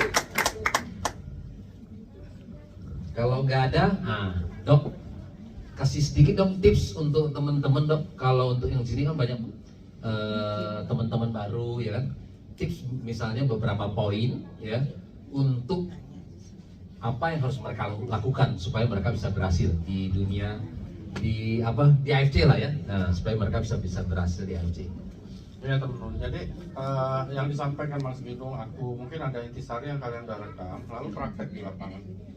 Termasuk sejawatku di belakang ada Dokter Budi juga tadi tanya, gimana ya, gua harus jalanin bisnis ini, nabrak tembok itu dan sebagainya. Jadi gini teman-teman, kalau aku zaman aku jalanin dulu kan aku sama Niko nggak ada orang ya, maksudnya nggak seperti kalian ini kan enak, maksudnya cerita ada Budi Darwin, ada Dr. Luigi, ada siapa yang udah miliar-miliar, dulu kan nggak ada, boro-boro miliar-miliar teman, ya kan? Bikin acara aja nggak ada yang datang gimana? Kalau aku memang sudah terbiasa untuk jual diriku sendiri, kalau aku, dan aku lihat Pak Budi semua sekarang perlahan tapi pasti mereka semuanya sama. Kalian nggak akan pernah lihat status Busido jual produk di internet, di WA, di Facebook, nggak pernah ada. Coba lihat Facebook Pak Budi, emang jual produk nggak ada kan? Jadi kalau kalian mau jadi kayak Pak Budi, ya jangan pasang status produk dong sayang, paham ya? Jadi kalau kalian mau sukses di bisnis ini, seperti Mas Ginung juga bilang, personal branding nomor 1 menurut aku. Kenapa? Karena ketika kalian masuk ke lautan sana, nggak ada orang kenal diri lu, nggak ada orang yang percaya diri lu dong. Berarti lu harus kenalin diri lu sehingga orang tertarik dan percaya. So, teman-teman yang udah hadir, aku ingetin, nggak boleh lagi pulang bilang nggak bisa prospek. Prospek menurut aku, nggak tahu ya menurut Pak Budi kan lain lagi, mungkin menurut Mas Ginung lain. Kalau prospek menurut aku adalah suatu tindakan, cerita, ilustrasi, apa aja deh, edifikasi yang membuat Anda jadi menarik buat siapapun. Itu namanya prospek. Jadi ketika Anda training tim, nggak pening, oke? Ya. Aku bilang nih, lu bisa nggak Bu bikin diri lu menarik? Oh bisa dokter, lu bisa semua. Teman-teman, ilmu duplikasi adalah ilmu yang harus mudah ditiru. Jadi nggak seperti dulu zaman-zaman MLM yang dulu ada network 21, 22, 23, nggak ada habisnya. Kalian nggak akan bisa, karena sekarang orang klik Google, orang udah bisa dapat semua infonya. Tapi dia tidak akan pernah bisa klik Google untuk membuat ya dirinya menarik. Dia harus belajar. Nah makanya sekarang bikinlah dirimu menarik. Itu proses menurut aku nih. Kalian kan minta tipsnya dari aku, jadi aku sampaikan. Jadi teman-teman nggak usah pusing, nggak usah perlu belajar. Ada yang sampai belajar, dokter, aku mau jelasin orang unilevel bonus dan buat apa? Ya supaya dia join. Aku bilang gini, Bu, kok orang itu bisa tahu ada unilevel bonus? Karena saya cerita katanya. Kenapa lu ceritain? Lu kan nggak tahu, bego. Lu prospek orang, lu nggak ngerti unilevel bonus, lu ceritain ada unilevel bonus, itu namanya bodoh, teman-teman. Itu namanya Anda bodoh sekali. Jadi waktu prospek bikin dirimu menarik, apa sih yang harus diceritain? Ceritakan hal-hal yang paling teman-teman tahu saja. Oke? Ingat ya teman-teman, ceritain hal-hal yang teman-teman paling tahu saja dan nggak mungkin salah. Apa itu? Dirimu. Ya, misalnya ibu bilang, saya seorang wanita. Ada nggak kami yang bantah, Bu? Ada. Lalu ibu bilang, aku misalnya, aku lahir tanggal 31 Mei. Ada yang bantah? Aku punya orang tua, namanya ini dan ini. Ada yang bantah nggak? Oke, aku punya adik. Itu namanya prospek yang sulit untuk diginiin orang. Iya. Jadi jangan sampai Anda prospek ya. Belum Anda ngomong aja dia udah begini, itu repot teman-teman. Paham ya? Ngerti kan? Nah jadi kalau Anda udah menarik teman-teman, lu tawarin apa, lu bilang itu usukusi apa, kayak dia udah nggak peduli karena dia udah cinta sama lu. Ingat, begitu juga sebaliknya. Kalau dia udah muak sama ibu, apapun ibu cerita tentang AFC, udah nggak menarik lagi. Kalaupun tertarik, dia join sama Budi Darwin, dia join sama aku, dia join sama Ardian, nggak sama lu, dia join sama Gino. Kenapa banyak yang gagal di lapangan? Karena berusaha untuk membuat AFC menjadi menarik, teman-teman. Itu salah kalian. Oke? Salah besar. Kenapa? Karena kalian lupa bikin diri kalian menarik. Karena dia dengerin, wah keren nih AFC nih. Tapi gue nggak bakal join lu dalam artinya. Lu ceritalah terus, udah lengkap, dia pulang, dia search teman-teman. Dia nggak bodoh. Orang-orang yang sukses di AFC keluar tuh, Budi Darwin ini, dia join sama ini, ingat ya. Jadi kalau kalian lakukan itu, justru kami terima kasih karena dia akan join sama kami. Ngerti ya? Nah, edifikasi zaman sekarang beda sama edifikasi zaman dulu, teman-teman. Edifikasi zaman sekarang yang aku lihat, kalian harus tunjukkan apa hubungan dekat kalian dengan kami yang sudah sukses. Itu akan pengaruh buat orang. Gitu loh. Jadi misalnya lu kalau join sama gua, gampang bikin acara sama Pak Budi karena aku deket sama dia, itu boleh. Jangan ceritain sukses Pak Budi dan aku, buat apa? Kalian cerita sama orang, ceritain suksesnya Pak Budi sama aku. Aku tanya, gunanya buat Anda apa, Bu? Ya supaya join sama siapa? Ingat ya, jadi teman-teman bikin dirimu menarik dulu. Itu penting. Ketika dirimu menarik, dia udah nggak peduli lu siapa, belum sukses kayak, belum toreta kayak, dia nggak peduli teman-teman. Begitu juga kalau dia udah nggak tertarik, walaupun kami berdua nih double posido prospek, orang juga nggak join kok sama kita. Lihat aku aja udah nggak suka, gimana mau join? Nggak gitu. Jadi orang akan join pada orang yang menarik. Itu satu teman-teman. Dan yang populer memang. Nah karena itu aku lihat Niko bikinlah sekarang semua suruh tiktokan karena kita jadi populer. Itu satu. Itu prospek ya. Jadi prospek cuma satu, bikin diri kita udah. Titik teman-teman, nggak ada yang lain, nggak ada tuh jelasin bonus ini bonus itu, aku nggak ngerti kok. Sekarang aku tanya sama kalian, nah, misalnya ya, tiba-tiba kalian harus jawab, Safir sponsorin Ruby dapat berapa? Kalian harus mikir loh, bener ya? Bagaimana kalian mau jelasin orang? Nggak ada guna juga setelah Anda jelasin, dia bilang Safir itu apa ya? Aduh teman-teman, terus jelasin penyakit lagi, jelasin produk, jangan ya. Jadi jelasin produk penting nggak? Nggak penting sama sekali menurut aku. Kalau kalian tidak menarik, oke? Kalau kalian udah menarik, penting karena dia kita rayu-rayu, ya kan, biar beli 12 box. Tapi kalau dia nggak tertarik sama lo, buat apa cerita? Nggak ada gunanya. Itu satu. Lalu presentasi, apa itu presentasi? Menurut versi aku ya, belum tentu aku paling benar. Kalau kalian rasa ini klik dan gampang, kalian tiru. Kalau nggak ya nggak apa-apa. Presentasi menurut aku menceritakan rencana kerja aku. Kalau ibu join sama aku, itu presentasi menurut aku, gitu ya. Kadang-kadang orang bilang coba presentasi bro, wah keren ya, langsung nih keluar laptop, wah kayak gini. Aduh teman-teman, nggak jadi join ya. Kalau menurut aku sih, nggak tahu ya kalau ada yang bisa, ya itu lebih hebat dari aku. Tapi kalau aku presentasi hanya menceritakan apa rencana gua. Kalau lu gini loh, apa rencana gua kalau lu jadi pacar gua, itu presentasi. Menurut aku. Proposal. Iya dong.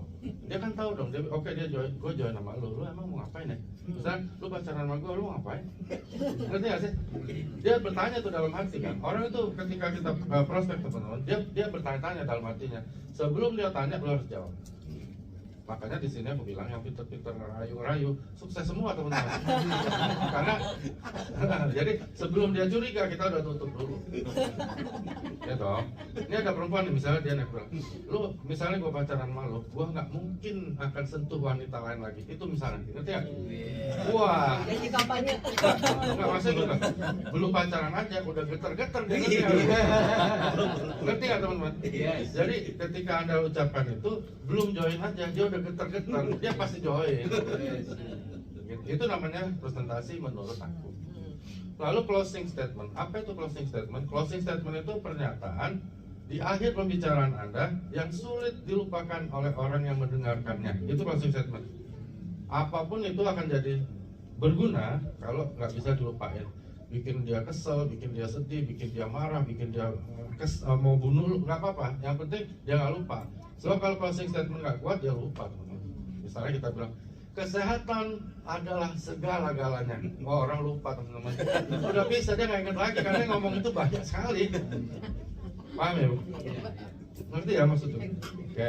Ilustrasinya gini ya, aku pernah ke Pontianak, datang ke Untan, Universitas Tanjung Pura, ketemu pembantu rektor 4, udah dirancang jauh-jauh hari. Begitu aku datang, memberku sudah pajang dari Hanamai sampai ke Sensesul teman-teman.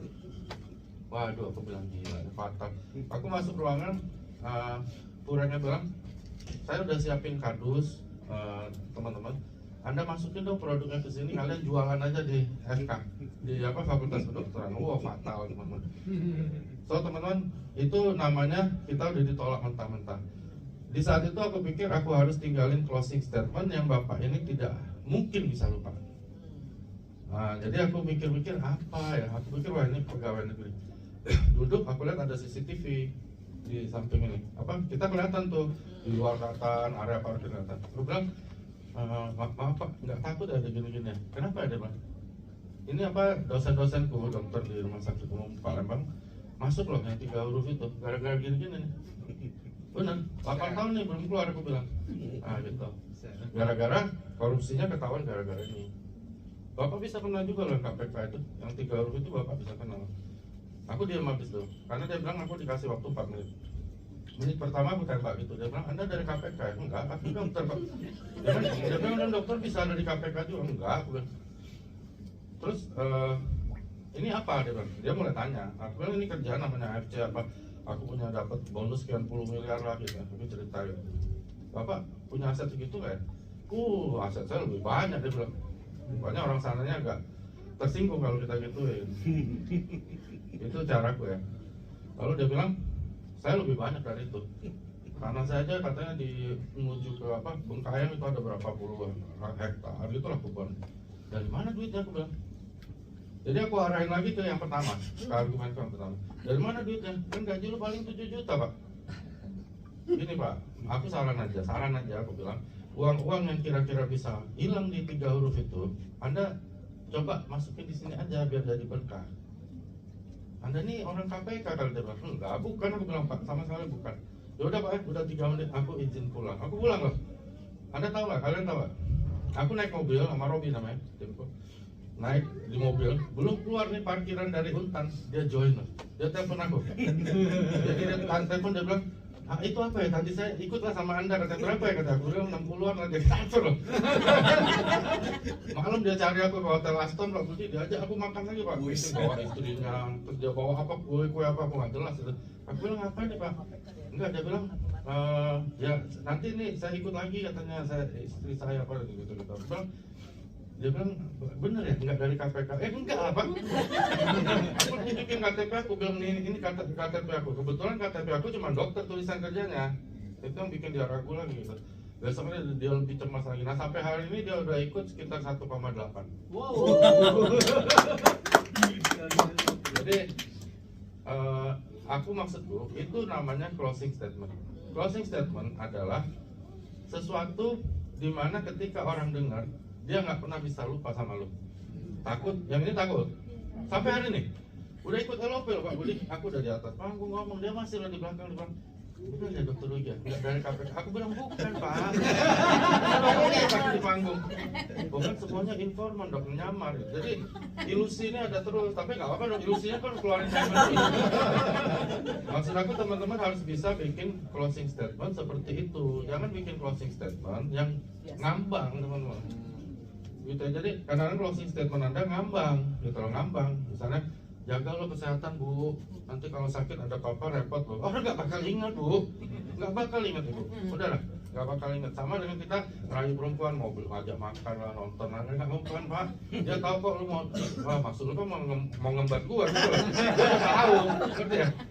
Tapi kalau aku bilang gini ya, misalnya aku bilang boleh nggak aku ketemu mama sama papa? Aku pengen jadiin kamu istri aku. Oke ya, aku pulang nih. Kira-kira ini perempuan lebih inget aku atau lebih inget yang ngajak nonton mobil? Masih inget yang mana teman-teman? Itu closing statement. Oke, aku kasih ilustrasi closing statement supaya teman-teman gampang mencernanya. Bahwa closing statement adalah suatu pernyataan akhir sebelum kita berpisah yang sulit sekali untuk dilupakan oleh orang lain. Nah itulah yang aku lakukan sampai hari ini. Gak ada yang lain. Follow up, ya follow up kan kalian udah tahu Pak Budi, Lavina sering ngajarin follow up. Kenapa harus 2 kali 24 jam? Karena itu masa-masa di mana memori kita masih dalam tentang kejadian itu. Lewat itu mulai kendor dia. Jadi follow up itu harus dilakukan 2 kali 24 jam. Kenapa? Karena apa yang dialami 2 kali 24 jam itu masih kental di sini. Jadi jangan lupa follow up. Follow up penting. Follow up, kata-katanya jangan gini teman-teman. Gimana Bu? Ibu jadi join nggak sama aku? Enggak jadi. Ya udah kan. Lu sendiri yang tanya bodoh banget. Lu udah prospek, lu Bu. Lu udah prospek, udah ajak ke LOP, udah apa segala. Terakhir lu tanya, gimana Bu? Jadi nggak join sama aku? Nggak jadi dong. Bodoh. Follow up tidak boleh ada pertanyaan atau kata yang menggiring dia jawab tidak. Ingat ya. Jadi harus jawabannya ya. Itu misalnya udah ngerayu dia nih, aku bilang lu mau jadi cewek gua atau lu mau jadi bini gua? Dia jawab apa? Dia jawab apa teman-teman? Yang pasti dia jadi punya gua, paham ya? Jadi kalau ketemu orang, kalau aku selalu tanya, lo ambil yang mana nih? Diamond apa gimana? Apa tadi kalau diamond? Diamond gitu. Terus kalau kalian pakai kertas, ya ilmu di kedokteran ada, di kedokteran jiwa, selalu tunjuk ke tempat yang Anda ingin. Jadi kalau Anda lagi prospek pakai buku-buku apalah, karena masih ada tuh yang seneng buku-buku ya. Kalau aku nggak pernah punya buku. Tunjuk ke tempat yang diinginkan. Tutup yang Anda nggak ingin. Jadi kalau ada rubi, tutup rubinya. Sama kayak dulu kan kalau nggak punya duit, bini kita mau beli emas, lu tutup yang gede. Tunjuk yang kecil. Itu body language. Follow up ya. Lalu ketika orang bilang yes, stop your mouth. Jadi ketika seseorang bilang iya, berhenti ngomong teman-teman, selesai dulu. Misalnya dia bilang baru duduk nih. Oh dari Jepang ya, aku join lah. Berhenti. Selesai dulu. Misalnya Ruby ya udah, setelah Ruby baru ngoceh. Jangan ngoceh-ngoceh ketika orang bilang yes. Nanti orang ceritanya lagi nggak pas ya, lagi bete. Akhirnya cerita Niko, oh nggak taunya bekas pacar Niko, kan jadi marah kan? Paham ya? Jadi jangan sok tahu juga. Bekas pacar Michael, bekas pacar Anas kan repot. Lu selesai dulu, baru bilang yang lain lagi. Misalnya orang datang ke toko kita, pengen beli BH misalnya. Lu tawarin yang lain, temen-temen tawarin sepatu, dia nggak jadi beli. Suruh dia beli BH dulu, baru beli yang lain. Ngerti ya? Jadi when people say yes, stop your mouth. Baru duduk, dia bilang, Lavina, Jepang punya, gue ikut lah. Ya udah, selesai dulu dong. Udah selesai baru. Ini kan kadang-kadang saking gembiranya kita ngoceh, karena aku pernah lakukan. Orang mau ambil diamond ya, kita mau ngoceh jadinya. Dulu cerita ini cerita akhirnya dia jadi ambil ruby. Bodoh. Iya, itu dua paksa, udah ya jangan. Itu tips dari aku, oke? Oke. Kalau tadi dari Dokter Wiki, dari Mas Ginung kali ini sebagai penutup mungkin boleh share tips-tips sukses untuk menjaga bisnis ini. Ya. Agar kita tetap ada di bisnis ini dan selalu mendapatkan apa yang kita yakini kita inginkan ya. Poinnya mungkin ini biasa saja, hanya saya meyakini hal ini gitu. Selama kita tetap ada di sini, selama kita tetap terus bergerak, selama kita tetap terus konsultasi dengan sponsor dan upline dan bisa menjadi orang yang selalu mau bertumbuh dan mau berkontribusi dengan banyak orang, pasti kita akan sampai dengan apa yang kita ingin. Poinnya di situ sih. Saya melihat tantangan pasti banyak, yang menghina Bapak Ibu juga pasti banyak, mencibir pasti banyak, dan itu hal yang biasa. Karena yang saya lihat seperti Pak Budi Dawin, Pak Dr. Luigi bisa berhasil karena beliau bertahan dengan teguhnya untuk apa yang sudah beliau yakini dan beliau perjuangkan. Oke, terima kasih. Mas Gino, tambah lagi dikit. Nah, ini kan teman-teman banyak yang baru. Nah, untuk inilah capai rank pertama nih Toreda nih, apa yang harus mereka lakukan, Mas Gino? Ya, Nah, secara teknis ya, Pak. iya, kira-kira mereka harus kerja sehari berapa orang nih? Oke, ya kalau untuk teknis pasti Kan seringkali banyak orang yang gini kerja sehari setengah jam katanya dia mau jadi Bushido loh. ya, oke. Teman-teman yang masih baru, saya sama sekali nggak bermaksud mengajari bahkan menggurui ya. Kalau waktu itu saya kejar Toreda, setiap hari minimal saya ketemu minimal 5 orang saya ketemu untuk. Jadi dari pagi berarti udah keluar rumah dong? Saya sekitar jam 1 siang waktu itu, Pak. Oh, 1 siang Jam sampai 1 siang. pulang malam ya? Iya, malam. Nah, karena itu kan kita lebih banyak offline ya sebelum Iya. ada Zoom ya. Iya, betul. Tapi kalau dengan sekarang kondisi sekarang ada Zoom, ada TikTok, ada banyak sosial media, Iya. harusnya lebih cepat lagi ya. Pasti. Apalagi dengan sosial media, dengan TikTok pasti menjadikan tools pengungkit yang sangat bagus sekali untuk Bapak Ibu bisa menjangkau kemanapun juga. Itu kami yang tua-tua ini yang usianya senior itu. Itu pun kami juga belajar juga. Meskipun kami harus melalui proses, kami juga yakin ini juga jadi sebagai alat bantu yang bisa membantu kita untuk menjadi daya ungkit kita bisa prospek kemanapun juga. Gitu. Oke. Masih ada waktu? Oke, satu pertanyaan lagi teman-teman. Siapa yang mau bertanya? Gak ada. Oh, Ibu ya. Oke, bersamaan sih Bu. Coba. Silakan Bu. Bukan masalah penyakit kan Bu? Penyakit. Oke, sebentar lah, nggak apa-apa. Ini apa, saya punya mitra. Dia itu tadinya tuh sakitnya itu karena kecelakaan. Terus akhirnya dia tuh kanker. Nah setelah kanker itu dia kan udah 1 tahun lah dia nggak bisa apa gitu kan. Terus akhirnya dia minum ini. Awal mulanya dia tuh yang ngantuk, yang pusing apa itu udah biasa. Nah terus yang anehnya lagi ini mencret itu nggak berhenti. Nah setelah udah mencret berhenti. Pertanyaan apa Bu? Justru aku mau pertanyaannya itu ini solusinya itu bagaimana untuk aku jawab ke sana gitu.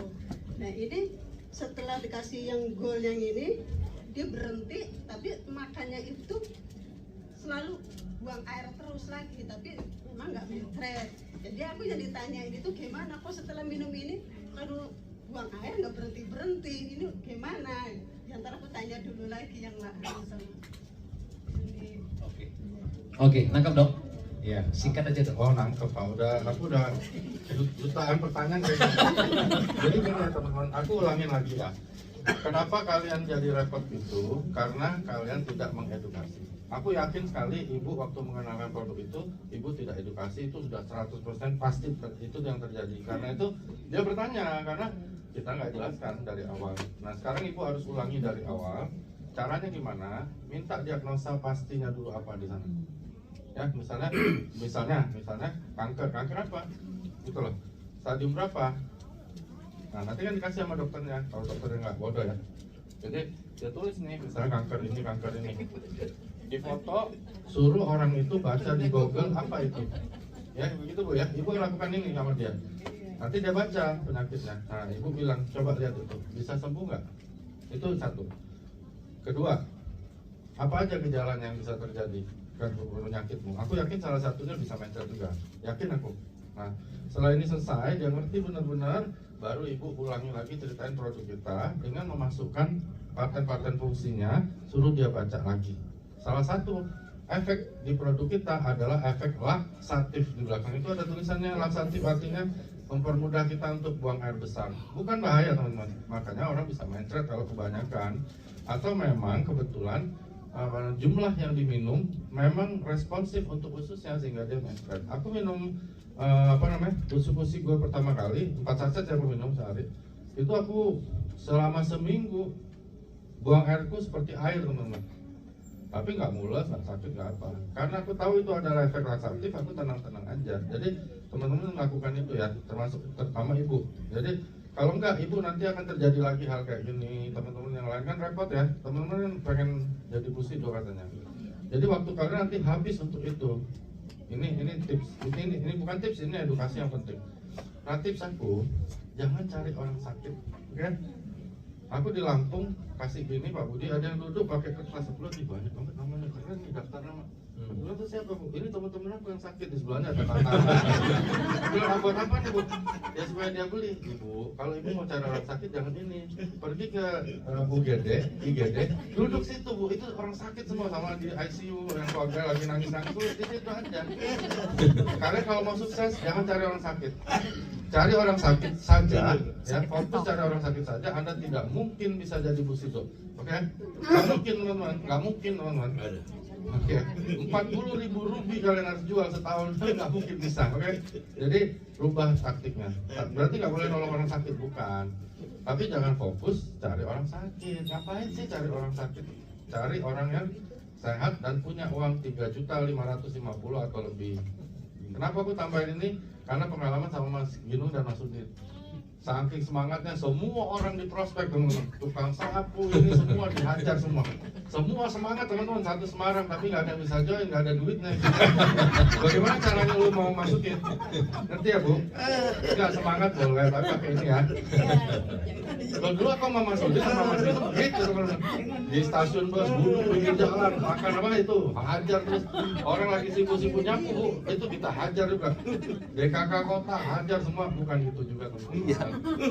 Jadi harus selektif ya. Jadi teman-teman ingat, jangan fokus orang sakit. Karena kalau Anda mau jadi busido nggak bisa lewat orang sakit, nggak bisa teman-teman, jamin kan.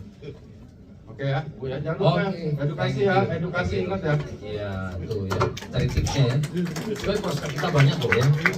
Semua orang yang punya motor pasti mampu join, betul nggak? Apalagi punya mobil, apalagi punya rumah, udah pasti. Oke, tadi ada satu pertanyaan nih. Ya, yang terakhir ya. Malam, saya dengan Angel. Mau tanya kepada Mas Ginung Berlugi. Tadi ada yang beli produk. Kebetulan setelah konsumsi belum seminggu pasiennya meninggal. Ada yang di ICU sama yang apa sih udah sampai dibolongin lehernya gitu, udah parah banget nih gitu. Dan itu ternyata emang gak enak sih, makanya aku kadang mikir, oh ternyata bener juga ya dokter Luigi bilang kalau bisa jangan ke yang pasien sudah terlalu parah gitu ya, mungkin ada perasaan feel guilty-nya lebih besar daripada bonus-bonus jiwanya. Terus kalau untuk ke Mas Ginung, aku mau tanya nih Mas, kalau misalnya lagi ngerasa down atau nggak semangat nih, apa sih biasanya Mas Ginung lakuin selain Mas ingat why-nya Mas Ginung? Oke. Makasih. Bukan yang meninggal tadi kan. Kalau boleh cerita sedikit why-nya Mas Ginung apa sih? Biar teman-teman jadi tahu. Ya, why saya mungkin kurang lebih sama dengan Pak Dr. Luigi ya. Saya banyak sekali berhutang jasa sama ibu saya. Saya bersyukur ibu saya masih hidup dan Oke. Kalau usah diceritakan ya oke. Ya, ibu dan anak-anak saya itu terutama itu why saya. Ya, barusan juga anak saya kontak. Ya, apa kira uang 100 juta? Oke. Oke, itu WW saya itu pasti. Nah, terus ketika saya down, karena saya punya kebiasaan tiap hari saya pasti nonton audio atau visual, itu pasti. Saya dengarkan dari audio yang positif, audio visual yang positif, dari Pak Niko bicara, Pak Budi Darwin juga. Di YouTube-nya saya dengar, Pak Dr. Luigi sering, karena Pak Dr. Luigi secara rutin, secara berkala itu selalu kirim TikTok di WA grup kami. Itu terus, itu yang membuat, oh ya saya ingat lagi. Dan satu, orang yang menghina saya. Saya ada satu orang yang sampai saat ini benar-benar nggak ada namanya dendam, nggak ada yang positif ya. Bukan dendam, tapi lebih sebagai booster saya. Saya ingat dia, itu akan saya adrenalin masih. Buktikan kalau kita bisa ya, pasti bisa berhasil. Iya, luar biasa. Tapi Angel tumben deh kan. Hari malam ini benar-benar seperti wanita ya. Iya, ini kan biasanya tomboy banget kok. Ya. Udah berubah deh. Ingat tuh penyampaian Angel bahwa edukasi penting sekali teman-teman. Terus kalau di ICU lebih baik tidak usah. Ya, Dokter Murni. Mau nanya dok, Dokter Murni ini spesialis bedah teman-teman, jauh lebih pintar dari aku. Mudah-mudahan bisa jadi prosedur juga. Silakan dok.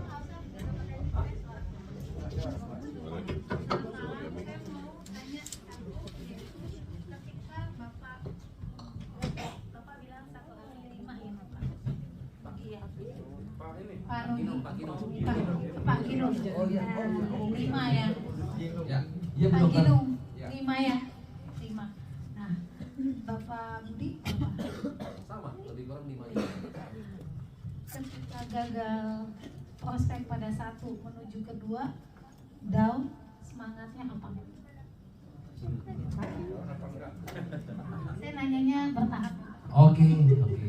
Kalau kita di dunia network marketing kan saya udah 20 tahun Bu ya. Tapi kalau dibandingin dulu pertama kali bener tuh tahun. Dulu ya waktu saya bilang saya masih belajar pertama kali di dunia industri network marketing usia 33. Pada saat itu saya konsultan IT, saya pergi prospek satu orang nih misalnya teman baik saya. Saya ngomong satu dia kan ngomong 10 Bu. Ini perusahaan kamu udah cek belum? Bener ada nggak? Nah ya dulu untuk perusahaan saya itu dari Prancis. Kamu udah pernah ke sana belum? Jangan-jangan perusahaannya nggak ada, kan itu kan? Jadi begitu setiap pertanyaan dilontarkan kita kan nggak bisa jawab, Bu. Itu pasti membuat kita down. Begitu, iya Lamborghini benar. Begitu saya down Bu, seminggu saya nggak pergi prospek Bu. Kenapa? Ya karena aduh kenapa ya teman baik gua ya kan menolak saya gitu loh. Nah itu dulu Bu. Sekarang udah enggak Bu. Kalau sekarang ini beda mentalitas kita udah beda. Karena sekarang kita harus jumlah prospek kita udah tahu namanya probabilitas Bu. Kan nggak mungkin semua teman kita kan akan bergabung. Nah kita harus tahu statistik kita juga. Mungkin statistik saya adalah kalau ketemu 5 orang 1 bergabung gitu loh. Nah lama-lama skillnya kita meningkat, itu lama-lama akan meningkat juga. 4 jadi 1, 3 1 kan gitu kan. Karena setiap pertanyaan itu kan sebenarnya gini. Member kalau calon member ya, kalau belum bergabung sebenarnya kan dia ragu sama kita. Nah ya, kalau dia ragu apa? Misalnya contohnya, kita kadang-kadang belum siap. Begitu ditanya, misalnya ya tanya ya, ini ada BP POM nggak? Oh ya tunggu dulu ya, saya tanya lagi Dokter Luigi. SMS ya kan WA Dokter Luigi, dok ada nggak? Nah begitu kita cerita lagi, ini ada halal nggak ya? Oh tunggu dulu, saya tanya lagi. Ya kan, kalau kita 3 kali ditanya, pasti dia bilang apa? Berarti kan dia lihat kita belum siap kan? Ya udahlah saya pikir-pikir dulu kan. Nah jadi kan kebanyakan adalah dari kita yang belum siap. Jadi sebelum kita prospek juga kita harus melengkapi alat bantu kita juga, toolsnya kita harus lengkap. Kira-kira gitu ya, sehingga setiap keraguan dia kita bisa jawab. Nah kalau kita belum bisa kan kita mesti bisa di awalnya misalnya prospeknya tuh kita ditemenin kalau kita belum pengalaman ya. Jadi sebenarnya di dalam network marketing itu sebenarnya bukan masalah ini. Jadi masalah adalah kita misalnya contoh saya mau prospek Angga. Nah saya harus lihat dulu saya bisa nggak meyakinkan dia. Kalau saya nggak bisa meyakinkan dia, misalnya dulu dia adalah bosnya saya dulu kerja sama dia. Hari ini saya bicara, oh Mas Angga hari ini kita bisa punya penghasilan 100 juta sebulan. Dia bilang dulu aja kamu kerja sama saya gaji 3 juta. Hari ini bicara 100 juta, ya udah nanti aja lah gitu ya. Jadi saya sendiri nggak bisa meyakinkan dia sehingga saya butuh bantuan. Misalnya saya minta bantuan Bu Lavina. Nah kalau saya berdua kan lebih gampang. Kalau saya masih ragu, saya ngajak lagi bertiga Dokter Luigi. Gampang nggak? Ragu lagi saya ngajak lagi Mas Ginung. Jadi jumlah kita lebih banyak, pasti kita lebih mudah meyakinkan Bu. Jadi sebenarnya ini cuma masalah angka aja. Kira-kira gitu ya. Nah, jadi kita belajar prospek jadi cuma masalah angka gitu. Nah, kira-kira gitu. Menjawab nggak Bu? Ya, jadi to the point aja ya. Ya. Maaf ya Pak, yang saya tangkap. Selain kepercayaan diri dan performa yang dibilang Dokter Luigi ya, Dokter Luigi, rupanya kita siap telanjang juga di depan orang. Siapa Pak? Telanjang. Telanjang maksudnya gimana? Tadi kan Bapak bilang, saya down hari pertama. Ya siap, istilahnya kita dibuka siapa diri kita ditelanjangin, dia mendiskriminasikan kita, menilai kita lu enggak, pokoknya lu enggak. Itu Bapak pada hari itu terjadi. Oh itu dulu yang 20 tahun lalu maksudnya 20 tahun yang lalu. Setelah itu pun pasti akan terjadi, tapi Bapak punya mental yang Iya. sudah punya bekal. Tapi sekarang kita udah beda lagi, Bu. Nah, tandanya Bapak siap pada posisi ditelanjangin, istilah saya. Tidak juga, Bu. Tidak. Juga. Ya, dulu kan kita belum mengerti. Tapi kalau posisi sekarang nggak lah, prospecting itu kita harus mengerti, Bu. Jadi kita di depan itu 1-3 menit pertama, pertanyaan yang kita tanyakan ke dia, kita harus menarik, Bu. Contohnya ya, saya nggak pernah menawarkan orang, misalnya contoh di sini ada Bu Selin. Bu Selin, saya ada satu peluang bisnis loh dari Jepang, dari farmasi Jepang, baru masuk Indonesia. Indonesia kita baru buka kantor, negara ke-8. Nah, saya sudah pelajari sistemnya, uangnya banyak. Karena uangnya banyak, baru saya ngajak kamu. Kalau uangnya nggak banyak, nggak mungkin saya ngajak kamu dan nggak mungkin saya di sini juga. Kalau sebulan bisa dapat tambahan income 25 juta sampai 100 juta, Anda mau dengar nggak? Kan tuh mau. Ya, jadi posisi kita tuh sekarang adalah kita bertanya, Bu. Nah, dia yang harus bisa menjawab ya. Kalau dia bilang tidak, misalnya contohnya, enggak, saya lagi sibuk, enggak. Selesai, Bu. Kita juga nggak ada pembicaraan lagi apa yang mau ditelanjangin, Bu. Jadi sekarang kita tuh harus lebih belajar. Dulu kan kita nggak ngerti apa-apa. Seperti kata Dr. Luigi, kita belum apa-apa ketemu calon prospek kita langsung main presentasi aja. Ya itu kan belum. Kita aja nggak tahu prospek kita maunya apa. Nah, Bu ya. Kalau sekarang kita kan kalau prospecting gimana, Pak? Bisnis sekarang gimana? Oh ya, bisnis sekarang lesu nih. Sejak pandemi masih belum, ya Covid masih belum balik nih. Nah, berarti kan kita bisa masuk dari sisi artinya bisnis. Tapi kalau kemudian dibilang, oh ya kemarin habis mertua saya misalnya baru pulang dari rumah sakit nih, waduh gula darahnya tinggi. Nah, berarti ada kemungkinan juga kita bisa masuk di sisi produk, kan gitu. Jadi kita mesti tahu juga need, kebutuhan dari calon prospek kita apa, baru kita kasih. Kan kuncinya itu, orang butuh apa kita kasih apa, Bu. Jangan orang nggak butuh kita kasih, ya pasti ya berarti salah kan, berarti istilah kita dihajar. Sekarang seperti itu, Bu. Jadi kita masih mengukur diri kita, bisa masuk kita lanjutin, nggak bisa kita stop, nggak usah pembicaraan, Bu. Baik, kalau gitu saya coba tangkap ya Pak ya. Iya.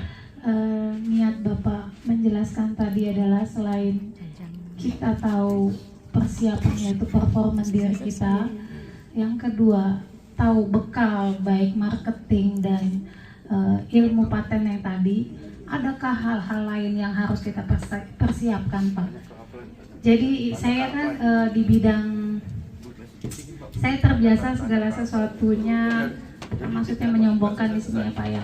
Misalnya saya mau ada kegiatan event, saya sudah sebagai dokter bedah, masuk kamar operasi kita nggak pakai baju bedah, terus udah terjang aja gitu. Kita tetap buka buku lagi prosedur A1 tahap, sehingga di mana di meja operasi gagal, kita punya option B gitu. Nah, adakah bekal Bapak? Karena kami pun diajarin memaju satu tujuan perang itu ada persiapan.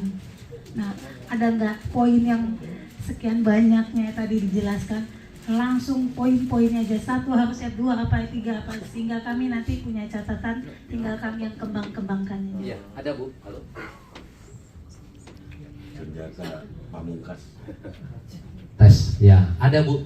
Tetap semuanya sama karena di semua bisnis kan semuanya pasti ada urutannya. Nah, jadi kalau sebenarnya kita ada kelas namanya NDO, Bu. New Distributor Orientation. Nah, di situ akan diajarkan sebenarnya di seorang jadi networker kalau mau sukses apa sih? Poin nomor 1 harus bikin daftar nama, ya. Kedua prospecting, harus bisa presentasi, kemudian harus bisa mengundang, ya. Kemudian harus bisa follow up dan closing, ya. Kira-kira gitu Bu, ya stepnya gitu. Yang tadi sebenarnya tes. Ya. Tes. Saya masih nyala. Tes. Minta aja minta. Tes.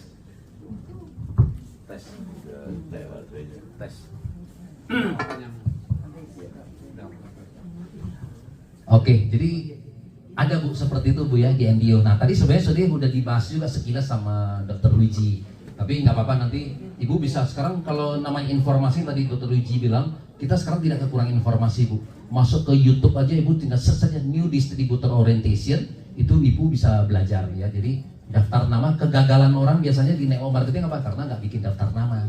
Ya selalu mengandalkan handphone gitu ya, nggak bisa. Jadi daftar nama ditulis supaya banyak daftar nama kita. Nah cara prospecting tadi juga udah dikasih tahu ke Dr. Luigi, seperti itulah step-stepnya ya, kira-kira gitu Bu. Oke, mungkin waktunya tadi udah sempit. Makasih ya Dok ya. Ya nanti ya setelah ini kita bisa ngobrol-ngobrol lagi.